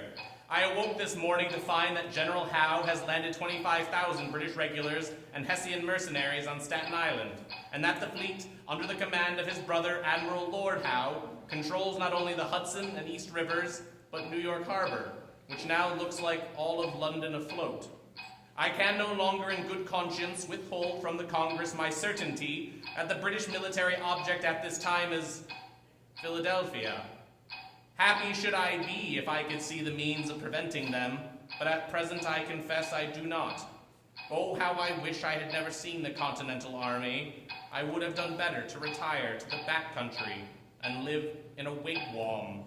Your obedient, G. Washington. What we do rationally. We never ever go off half-cocked, not we. Why begin till we know that we can win? And if we cannot win, why bother to begin? We say these games not about choosing. Why should we risk losing? We cool man. Mr. Hancock, you're a man of property, one of us. Why don't you join us in our minuet? Why do you insist on dancing with Mr. Adams? Good Lord, sir, you don't even like him. That is true. He annoys me quite a lot. But still, I'd rather trot to Mr. Adams who give up. Oh, why, sir? For personal glory, for a place in history. Careful, sir. History will brand Mr. Adams and its followers as traitors. Traitors? To what? The British crown or the British half-crown? Fortunately, there aren't enough men of property in America to dictate policy. Well, perhaps not. But don't forget that most men with nothing would rather protect the possibility of becoming rich than face the reality of being poor. And that is why they will follow us. To the right, ever to the right, never to the left, forever to the right. Where there's gold, a market that will hold, tradition to be old, reluctant to be bold. I sing Hosanna, Hosanna, in a sane and lucid manner. We are cool, we're the cool, considerate men, whose life may never ever be seen again. With our land, cash in hand, self-command, future planned, and we'll hold to our goal, tradition that is old, reluctant to be bold. We say this game's not of our choosing. Why do we risk losing? We cool.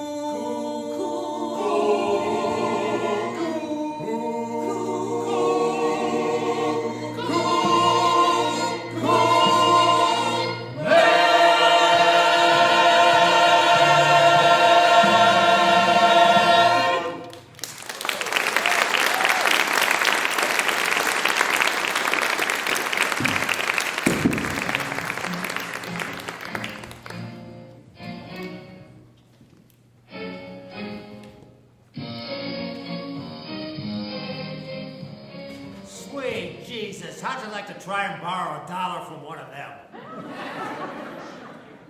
Want another rum, General? General? Lord, I ain't even a corporal. Well, what's the Army know? Sit down, gentlemen.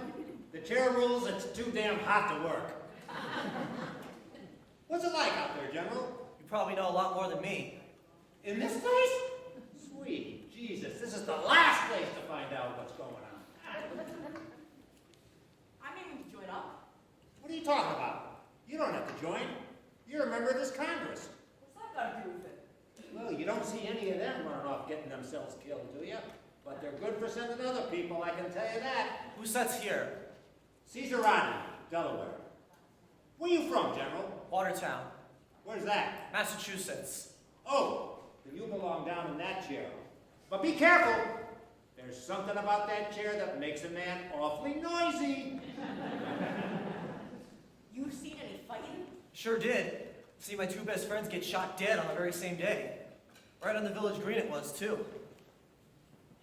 And then, when they didn't come home for supper, their mamas went down the hill looking for them. Miss Lowell, she found Timothy right off. But Miss Pickett, she looked near half the night for William, as he'd gone and crawled off the green before he died. Mama, hey Mama, come looking for me. I'm here in the meadow by the red maple tree. Mama, hey Mama, look sharp, here I be. Hey, hey, Mama, look sharp. Them soldiers, they fired, oh Ma, did we run? But then we turned around and the battle begun. Then I went under, oh Ma, am I done? Hey, hey, Mama, look sharp. My eyes are wide open, my face to the sky. Is that you I'm hearing in the tall grass nearby? Mama, come find me before I do die. Hey, hey, Mama, look sharp. Close your eyes, my Billy. Them eyes that cannot see. And I'll bury you, my Billy, beneath the maple tree. And never again will you whisper to me. Hey, hey, oh Mama, look sharp.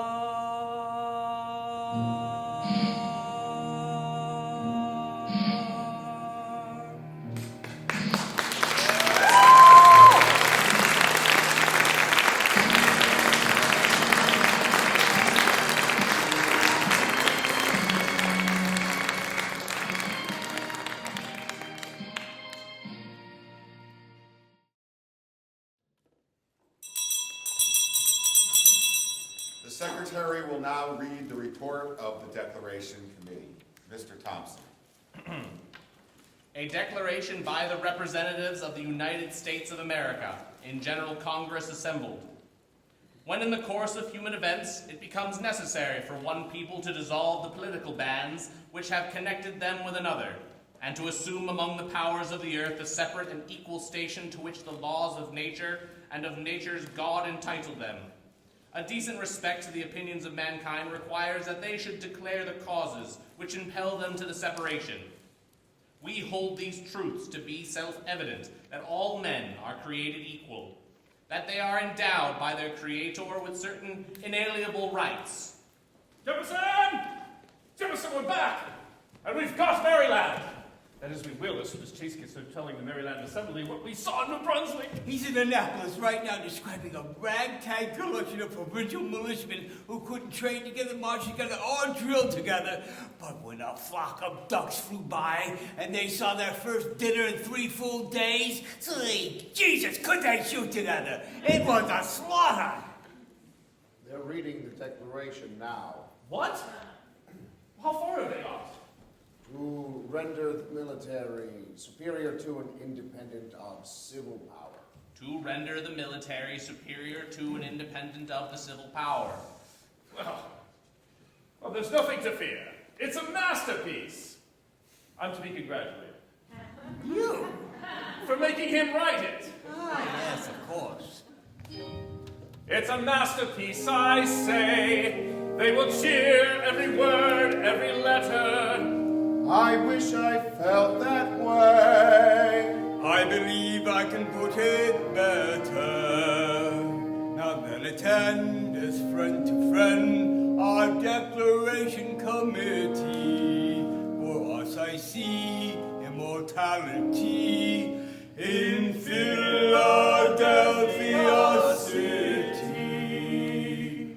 A farmer, a lawyer, and a sage, a bit gouty in the leg. You know, it's quite bizarre to think that here we are, playing midwives to an egg. Egg? What egg? America, the birth of a new nation. If only we could be certain of what kind of bird it was going to be. Tom's got a point. What sort of bird should we choose as a symbol of our new America? The eagle. The dove. The turkey. The eagle. The dove. The eagle. The eagle. The turkey. The eagle is a majestic bird. The eagle's a scavenger, thief, coward, and the symbol of over 10 centuries of European mischief. And the turkey? A truly noble bird, a native of America, a source of sustenance for our settlers, and an incredibly brave fellow who would not flinch from attacking an entire regiment of Englishmen single-handedly. Therefore, the national bird of America is going to be the eagle. We're waiting for the chirp, chirp, chirp of an eaglet being born. Waiting for the chirp, chirp, chirp on this humid Monday morning in this congressional incubator. God knows the temperature's hot enough to have to stove, let alone an egg. We're waiting for the scratch, scratch, scratch of that tiny little fella. Waiting for the egg to hatch on this humid Monday morning in this congressional incubator. The temperature's hot enough to hatch a stone. Will it hatch an egg? The Declaration will be a triumph, I tell you, a triumph! If I was ever sure of anything, I'm sure of that. A triumph! And if it isn't, well, we still have 4 days left to think of something else. The eagle's going to crack the shell of the egg that England laid. Yes, sir, we can tell on this humid Monday morning in this congressional incubator. And just as Tommy has written, though the shell may belong to Great Britain, the eagle inside belongs to us. And just as Tom here has written, we say to hell with Great Britain, the eagle inside belongs to us.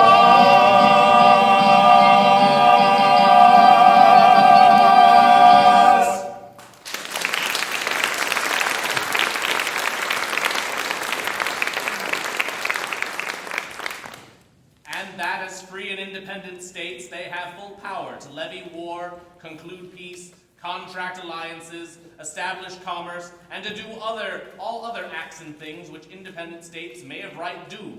And for the support of this declaration, we mutually pledge to each other our lives, our fortunes, and our sacred honor. Very well. Thank you, Mr. Thompson. The Congress has heard the report of the Declaration Committee. Are there any who wish to offer amendments, deletions, or alterations to the document? Yes, sir.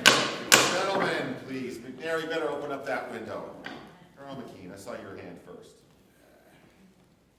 Tom Manad, that's a body paper you've written there, but somewhere in it you mention Scottish and foreign mercenaries sent to destroy us. Scottish, Tom? That's in reference to a Highland regiment that stood against us at Boston. It's more likely Germans wearing kilts to disguise the fact that they were being there. I ask you to remove the word so as not to offend a good people. Mr. Jefferson?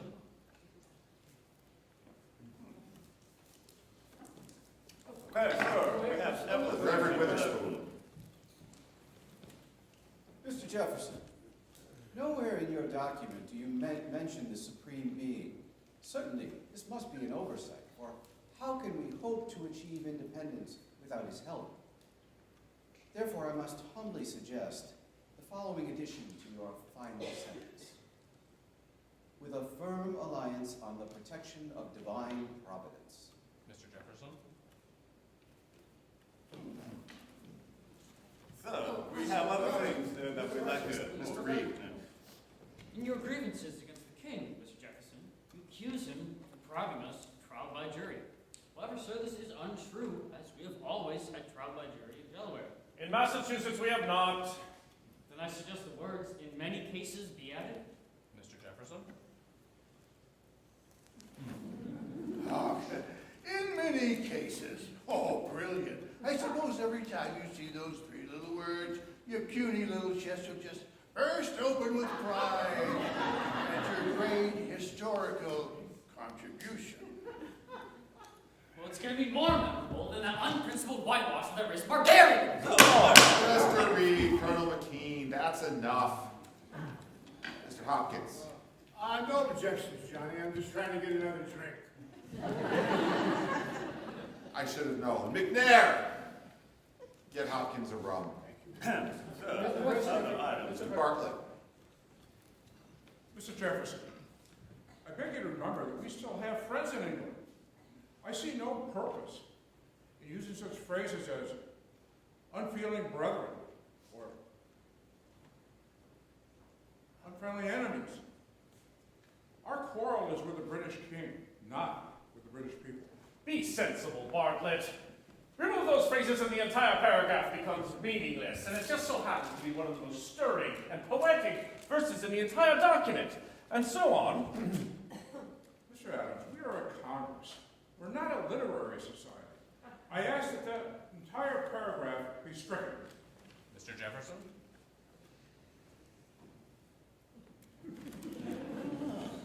Jefferson, do you ever intend to stand up for your own work? I was rather hoping the work would stand on its own. Mr. Hancock? What is it, Mr. McNair? I can't say I'm fond of the United States of America as a name for a new country. Mr. McNair, I don't care what it is you are fond of. You're not a member of this Congress. Mr. Sherman. Brother Jefferson, I see at least two distinct and direct references to the British Parliament in your declaration. Do you think it wise to alienate such an august body, in spite of our contention that they have never had any real authority over us anyways? This is a revolution, damn it! We're going to have to offend somebody! John! Careful, you'll have an attack of apoplexy. Have you heard what they're doing to it? Have you heard? Yes, John, I've heard. And so far, that's only our friends. Can you imagine what our enemies will do? And the word parliament will be removed wherever it occurs. They won't be happy to remove one of the F's from Jefferson's name. Courage, John, it won't last much longer. Mr. Dickinson. Mr. Jefferson, I have very little interest in your paper, as there is no doubt in my mind that we've heard all but the last of it. But there is one thing I'm curious about. Why do you refer to King George as a tyrant? Because he is a tyrant? I remind you, Mr. Jefferson, that this tyrant is still your king. When a king becomes a tyrant, he thereby breaks the contract binding him to his subjects. How so? By taking away their rights. Rights that came from him in the first place? All except one. The right to be free comes from God and from nature. Mr. Wilson, do we in Pennsylvania consider King George a tyrant? Well, I don't know. No, he's not a tyrant in Pennsylvania. There you are, Mr. Jefferson. Your declaration does not speak for all of us. I demand the word tyrant be removed. Just one moment, I do not consent. The king is a tyrant, whether we say so or not. We may as well say so. But I already scratched it out. Then scratch it back in. Put it back, Mr. Thompson. The king will remain a tyrant. Mr. Hughes. Mr. Jefferson, nowhere do you mention deep-sea fishing rights. Oh, good God, fishing rights! How long is this piddling going to go on?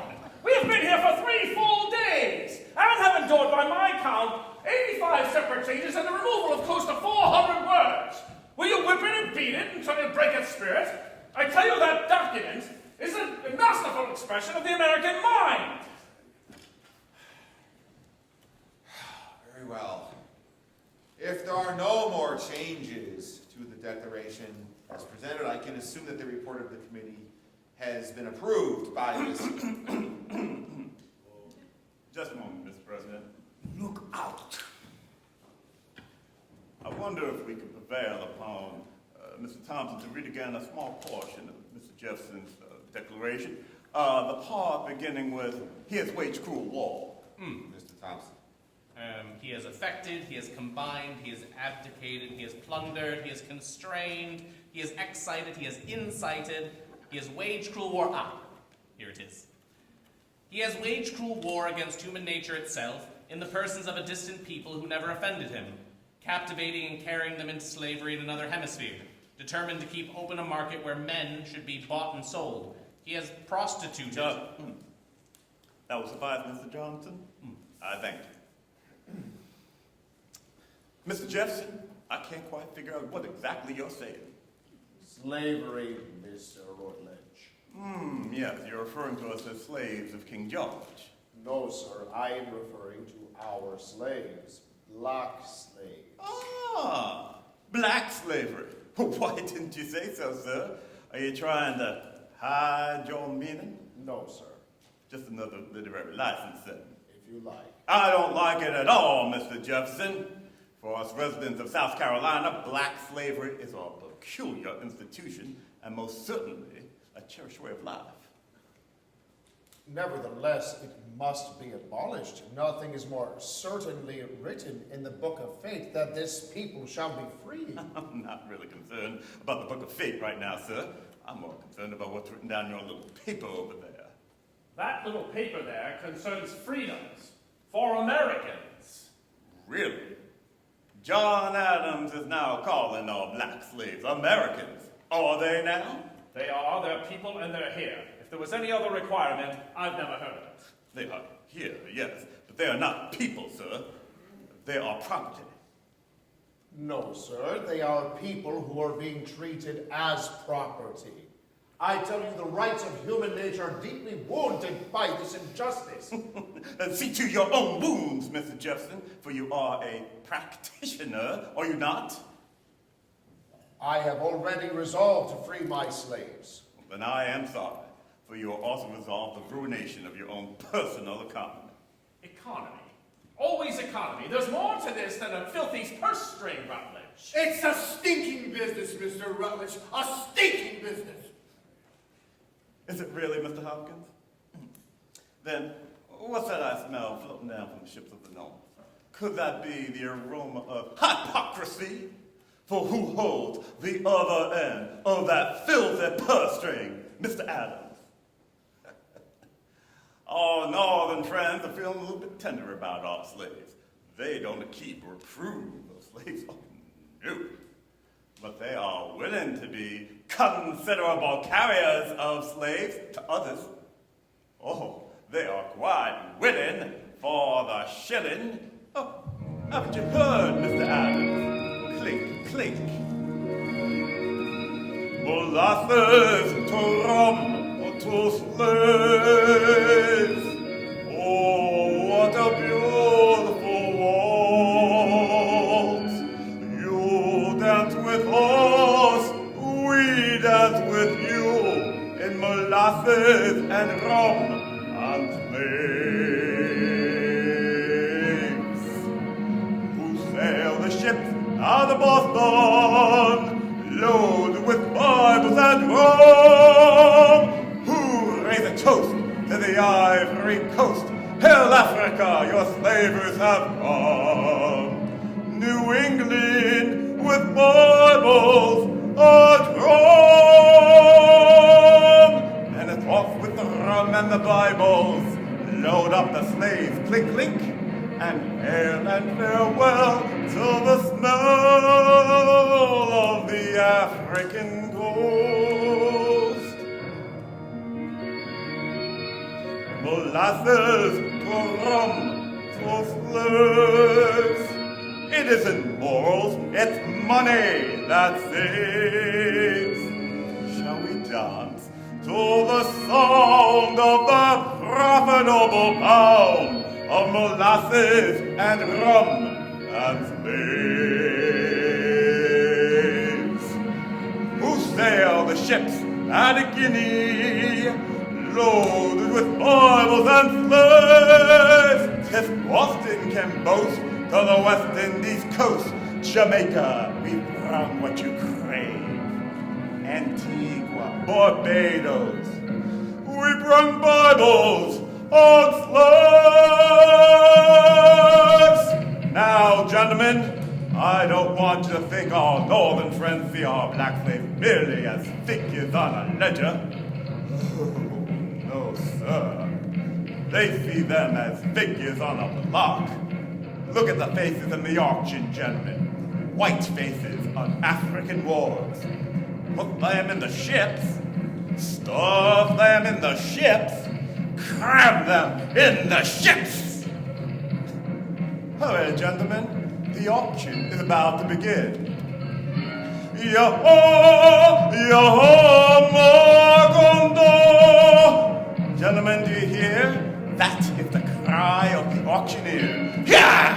Yo-ho, yo-ho, Magondo. Slaves, gentlemen, black gold, living gold, gold from places like Angola, Guinea, Guinea, Guinea. Blackbirds to song, Ashanti, Igbo, Igbo, Igbo, yeah!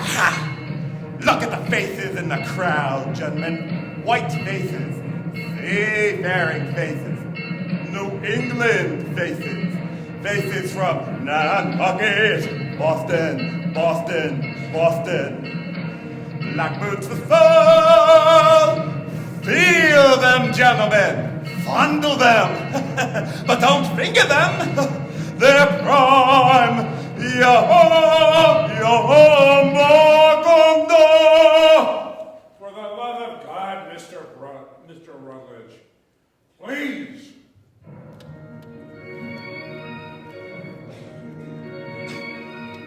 Molasses, rum, to slaves.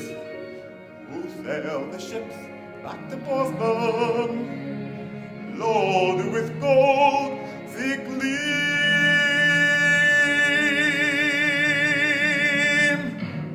Gentlemen, I ask you, whose fortunes are made in the triangle trade?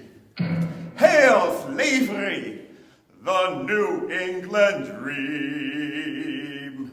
Mr. Adams, I give you a toast.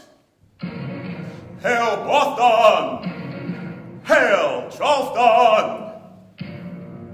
Whom stinketh the most?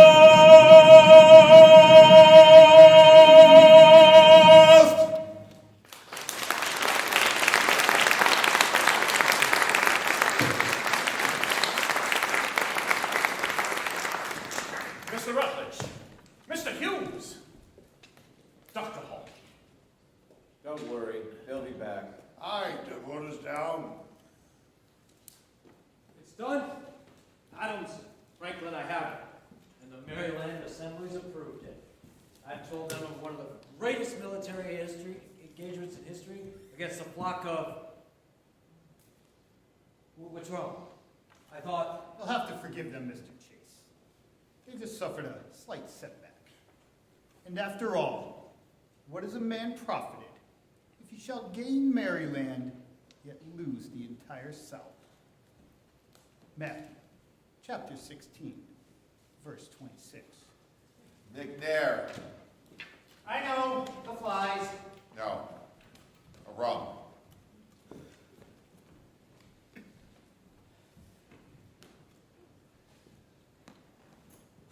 Well, what are you all sitting around for? We're wasting time, precious time. McKee, I want you to ride down to Delaware and fetch back Caesar Rodney. John, are you mad? It's 80 miles on horseback. He's a dying man. No, he's a patriot. Well, what good will it do the South on his own? And suppose they change their minds. Can we get Delaware without Rodney? Oh, God. Oh, what a bastardly bunch we are. Stephen. I'm going to the tavern, Johnny. If I can do anything for you there, let me know. Chase Bartlett. What's the use? The vote's tomorrow morning. There's less than a full day left. Roger. Face facts, John. It's finished. I'm sorry, John.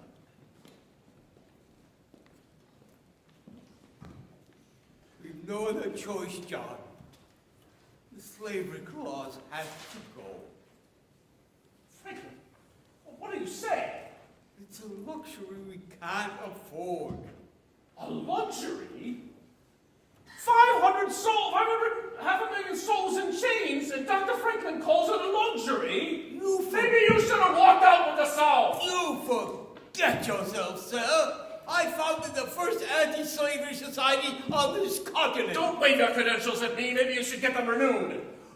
The issue here is independence. Maybe you have lost sight of that fact, but I have not. How dare you jeopardize our cause when we've come so far? These men, no matter how much we may disagree with them, are not ribbon clerks to be ordered about. They're proud, accomplished men, the cream of their colonies. And whether you like it or not, they and the people they represent will be part of this new nation you'd hope to create. So either start learning to live with them or pack up and go home. But in any case, stop acting like a Boston fishwife.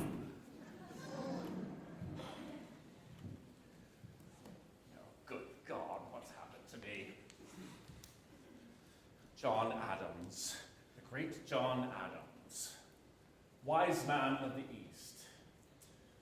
Law practice down the pipe, my farm mortgaged to the hilt. At a time when other men prosper, I'm reduced to living in Philadelphia. Philadelphia!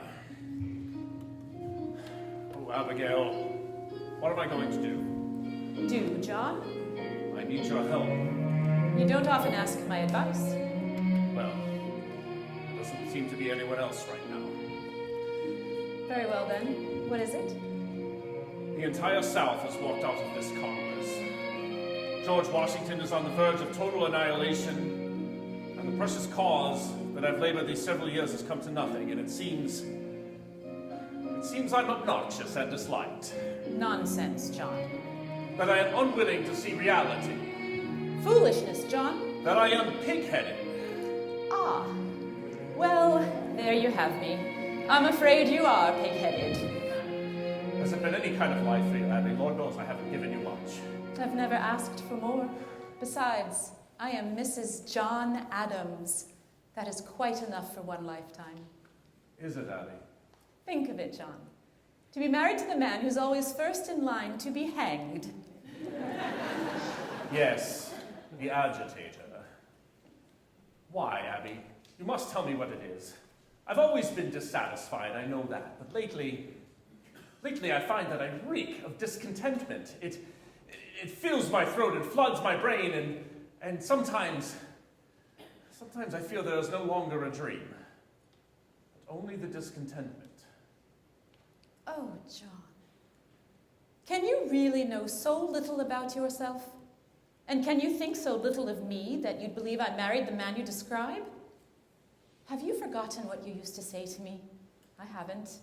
Commitment, Abby, commitment. There are two creatures of value on the face of this earth, those with a commitment and those who require the commitment of others. Do you remember, John? I remember. Mr. Adams? What? These are for you. Well, just a minute. What are they? What's in them? Who sent them?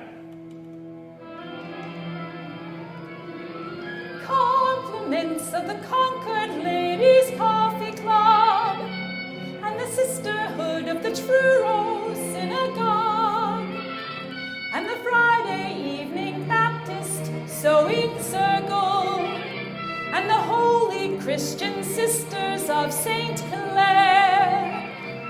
All for you, John.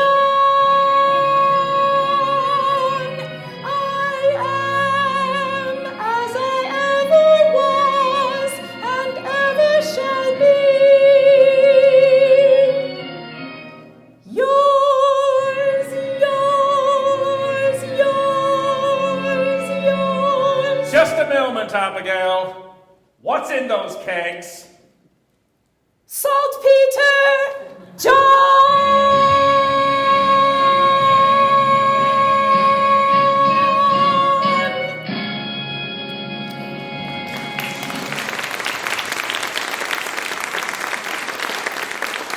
McNair!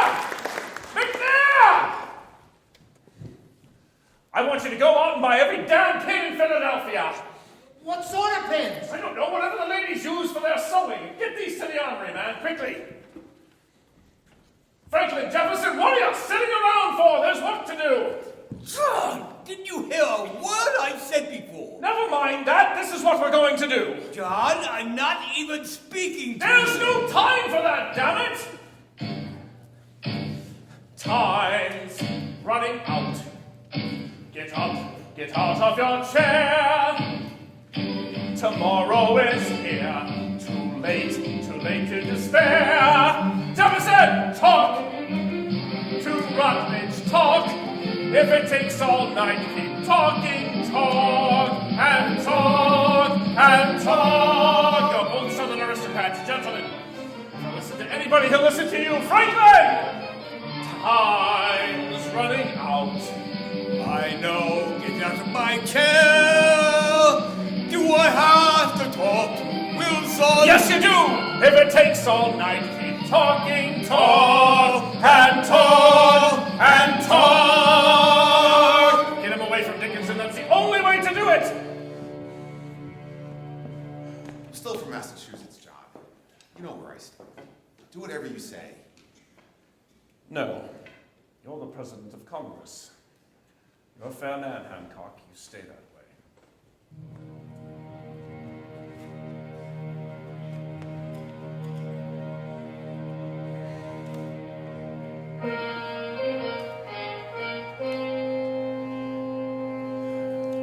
Tell me, Mr. Thompson, out of curiosity, do you stand with Mr. Dickinson, or do you stand with me? I stand with the general. Lately, I've had the oddest feeling that he's been writing to me.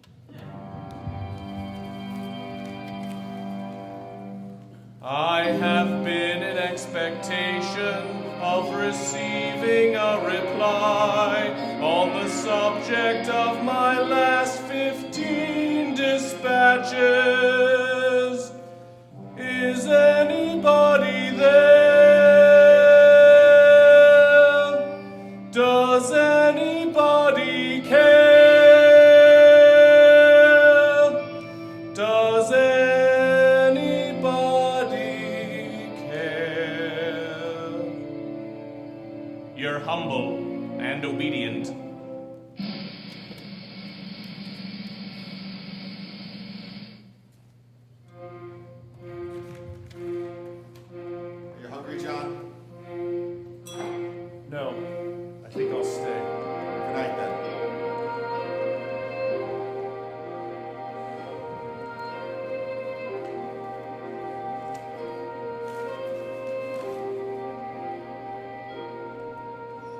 Is anybody there?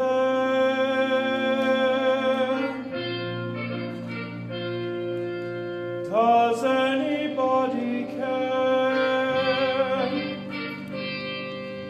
Does anybody see what I see? They want me to quit. They say, John, give up the fight.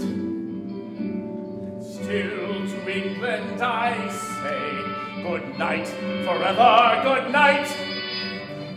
For I have crossed the Rubicon. Let the bridge be burned behind me. Come what may, come what may. Commitment!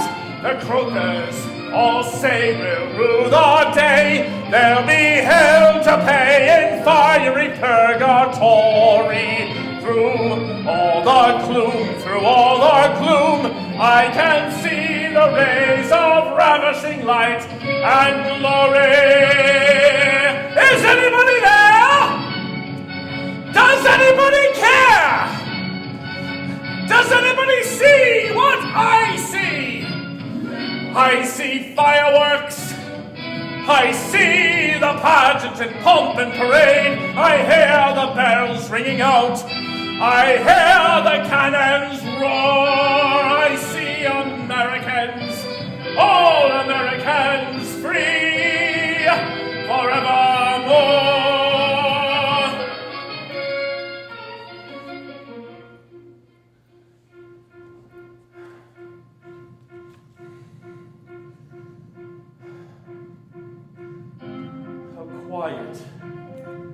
How quiet the chamber is. How silent the chamber is. Is anybody there?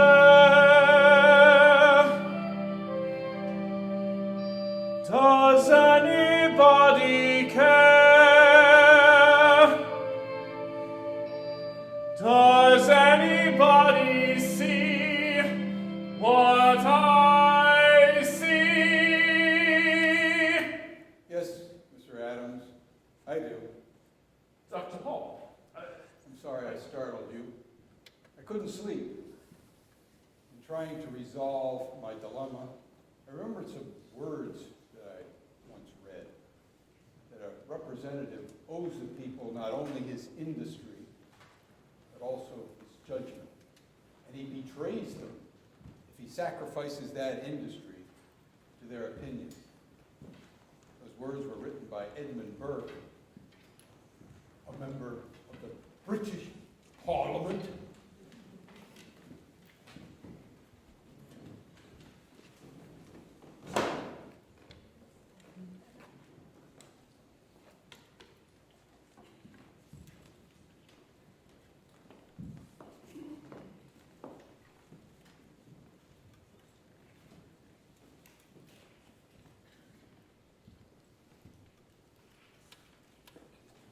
Very well. Congress will now vote on Virginia's resolution on independence. Thank you for coming, Caesar. God bless you, sir. Mr. Thompson, and I remind you, gentlemen, that a single nay vote will defeat the resolution. Proceed, Mr. Thompson. New Hampshire? New Hampshire says yay. New Hampshire says yay. Massachusetts? Massachusetts says yay. Massachusetts says yay. Rhode Island? Rhode Island says yay. Rhode Island says yay. Connecticut? Connecticut says yay. Connecticut says yay. New York? New York abstains. Courteously. New York abstains. New Jersey? New Jersey says yay. New Jersey says yay. Pennsylvania? Pennsylvania? Mr. Secretary, Pennsylvania isn't Virginia. Come back to us later. Pennsylvania passes. Delaware. Delaware, by majority vote, Aye. says yea. Well done, sir. Delaware says yay. Maryland. Maryland says yay. Maryland says yay. Virginia. Virginia says yay. Virginia says yay. North Carolina. North Carolina yields to South Carolina. South Carolina. Well, Mr. Adams. Well, Mr. Rutledge.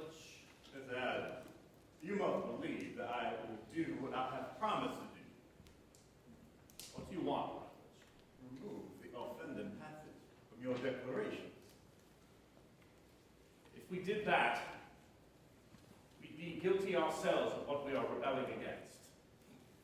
Nevertheless, you will remove it, sir, or South Carolina will bury, now and forever, your dreams of independence.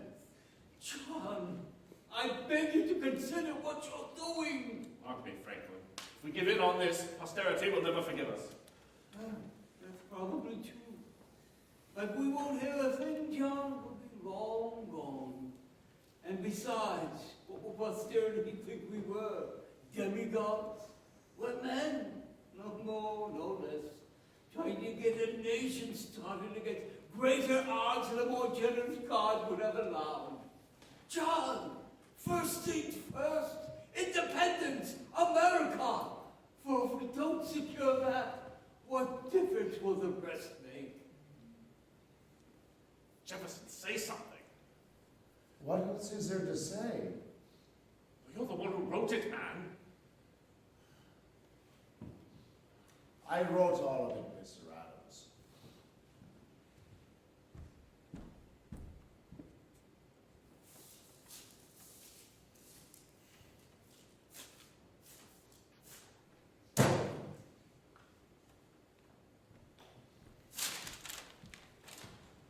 There, Rutledge.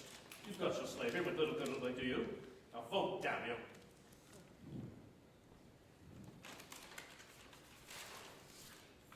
Mr. Secretary, the fair colony of South Carolina says yay. South Carolina says yay. North Carolina says yay. North Carolina says yay. Pennsylvania, second call. Mr. President, Pennsylvania regrets all the inconvenience that such distinguished men such as Adams, Jefferson, and Franklin were put to just now. They may have kept their document intact for all the difference it will make.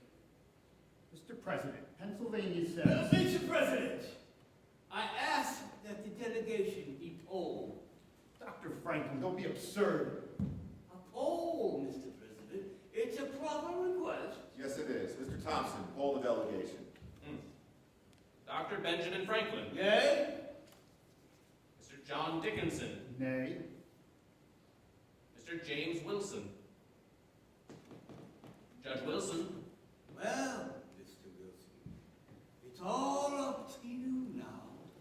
The whole question of American independence was squarely on your shoulders. A new nation waiting to be born. All dying birth. All on your say-so. Which will it be, Mr. Wilson? Every map maker in the world is awaiting your decision. Come now, James. Nothing has changed. We mustn't let Dr. Franklin create one of his confusions. The question is clear. Most questions are clear when someone else has to answer them. It would be a pity for a man who handed down hundreds of wise decisions from the bench to be remembered for the one unwise decision he made in Congress. James, you're keeping everybody waiting. The secretary has called for your vote. Don't push me, John. I know what you want me to do. Adams is correct about one thing. I'll be the one who'll be remembered for it. What do you mean? I'm not like you, John. I'm not like most of the men here. I don't want to be remembered. I just don't want that responsibility. Yes, well, whether you want it or not, James, there's no way of avoiding it. Not necessarily. If I vote with them, I'll be just one among dozens. No one will ever remember the name James Wilson. But if I vote with you, I will be the man who prevented American independence. I'm sorry, John. I just didn't bargain for that. And is this how new nations are formed? By a non-entity trying to reserve the anonymity he so richly deserves? Revolutions come into this world like bastard children, Mr. Dickinson. Half improvised and half compromised. Our side has provided the compromise, and now Judge Wilson is supplying the rest. James? I'm sorry, John. My vote is yay. Pennsylvania says yay.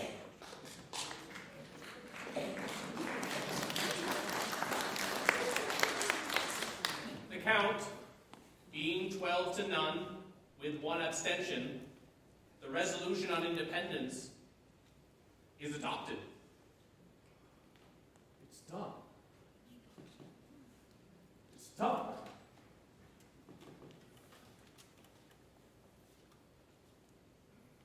Very well. Thompson. Is the declaration ready to be signed? It is. And I suggest we do so. The chair further proposes, for our mutual security and protection, that no man be allowed to sit in this Congress without attaching his name to it.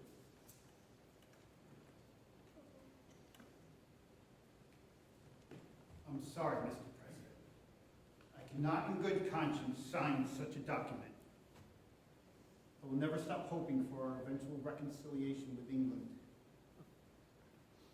But because, in my own way, I regard America no less than Mr. Adams, I will join the army and fight in her defense, even though I believe that fight to be hopeless.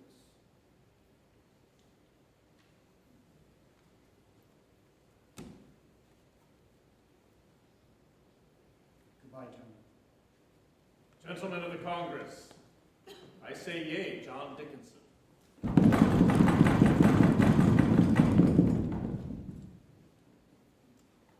Very well. Are there any other objections to the declaration being approved as it now stands? I have one, Mr. President. You, Mr. Adams? Yes. Mr. Jefferson, the word is unalienable, not inalienable. I'm sorry, Mr. Adams, but the word is inalienable. I happen to be a Harvard graduate, Mr. Jefferson. I attended William and Mary, Mr. Adams. Gentlemen, please. Mr. Jefferson, will you yield to Mr. Adams' request? No, I will not. Oh, very well, I withdraw it. For you, John. I'll speak to the printer about it later. We're about to brave the storm in a skiff made of paper. How it ends, God only knows.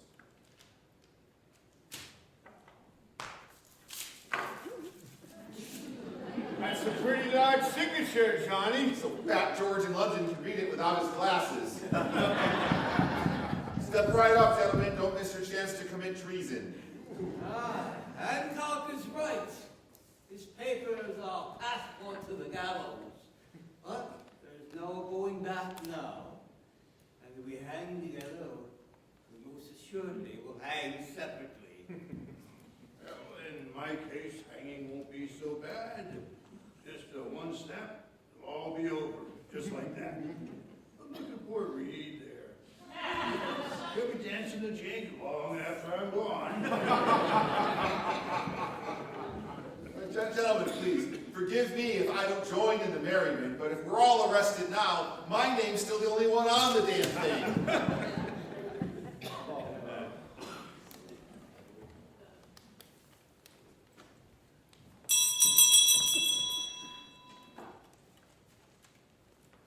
Commander, Army of the United Colony, Army of the United States. In New York, dispatch number 1209. To the Honorable Congress, John Hancock, President, dear sir. I can now report with some certainty that the eve of battle in New York is near at hand. Toward this end, I have ordered the evacuation of Manhattan and directed our defenses to take up stronger positions on the Brooklyn Heights. At the present time, my forces consist entirely of Hazlitt's Delaware militia and Smallwood's Marylanders, a total of 5,000 troops to stand against 25,000 of the enemy. And I begin to notice that many of them are lads under 15 and old men, none of whom could truly be called soldiers. One personal note to Mr. Lewis Morris of New York. I must regretfully report that his estates have been totally destroyed, but that I have taken the liberty of transporting Mrs. Morris and 8 of the children to Connecticut and safety. The 4 older boys are now enlisted in the Continental Army. As I write these words, the enemy is plainly in sight beyond the river. How it will end, only Providence can direct. But dear God, what brave men I shall lose before this business ends. Your obedient, G. Washington.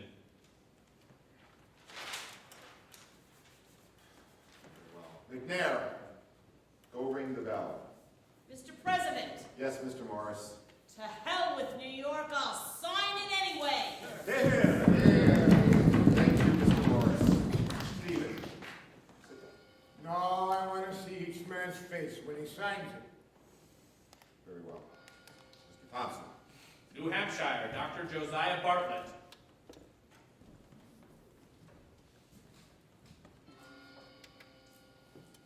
Massachusetts, Mr. John Adams.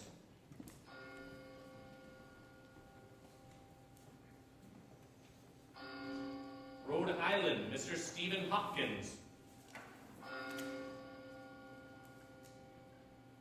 Connecticut, Mr. Roger Sherman.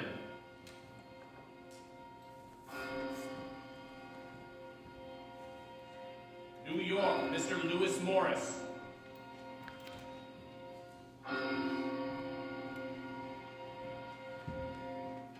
New Jersey, the Reverend Jonathan Witherspoon.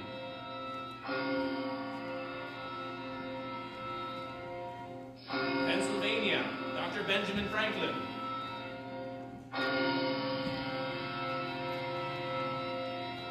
Delaware, Mr. Caesar Rodney.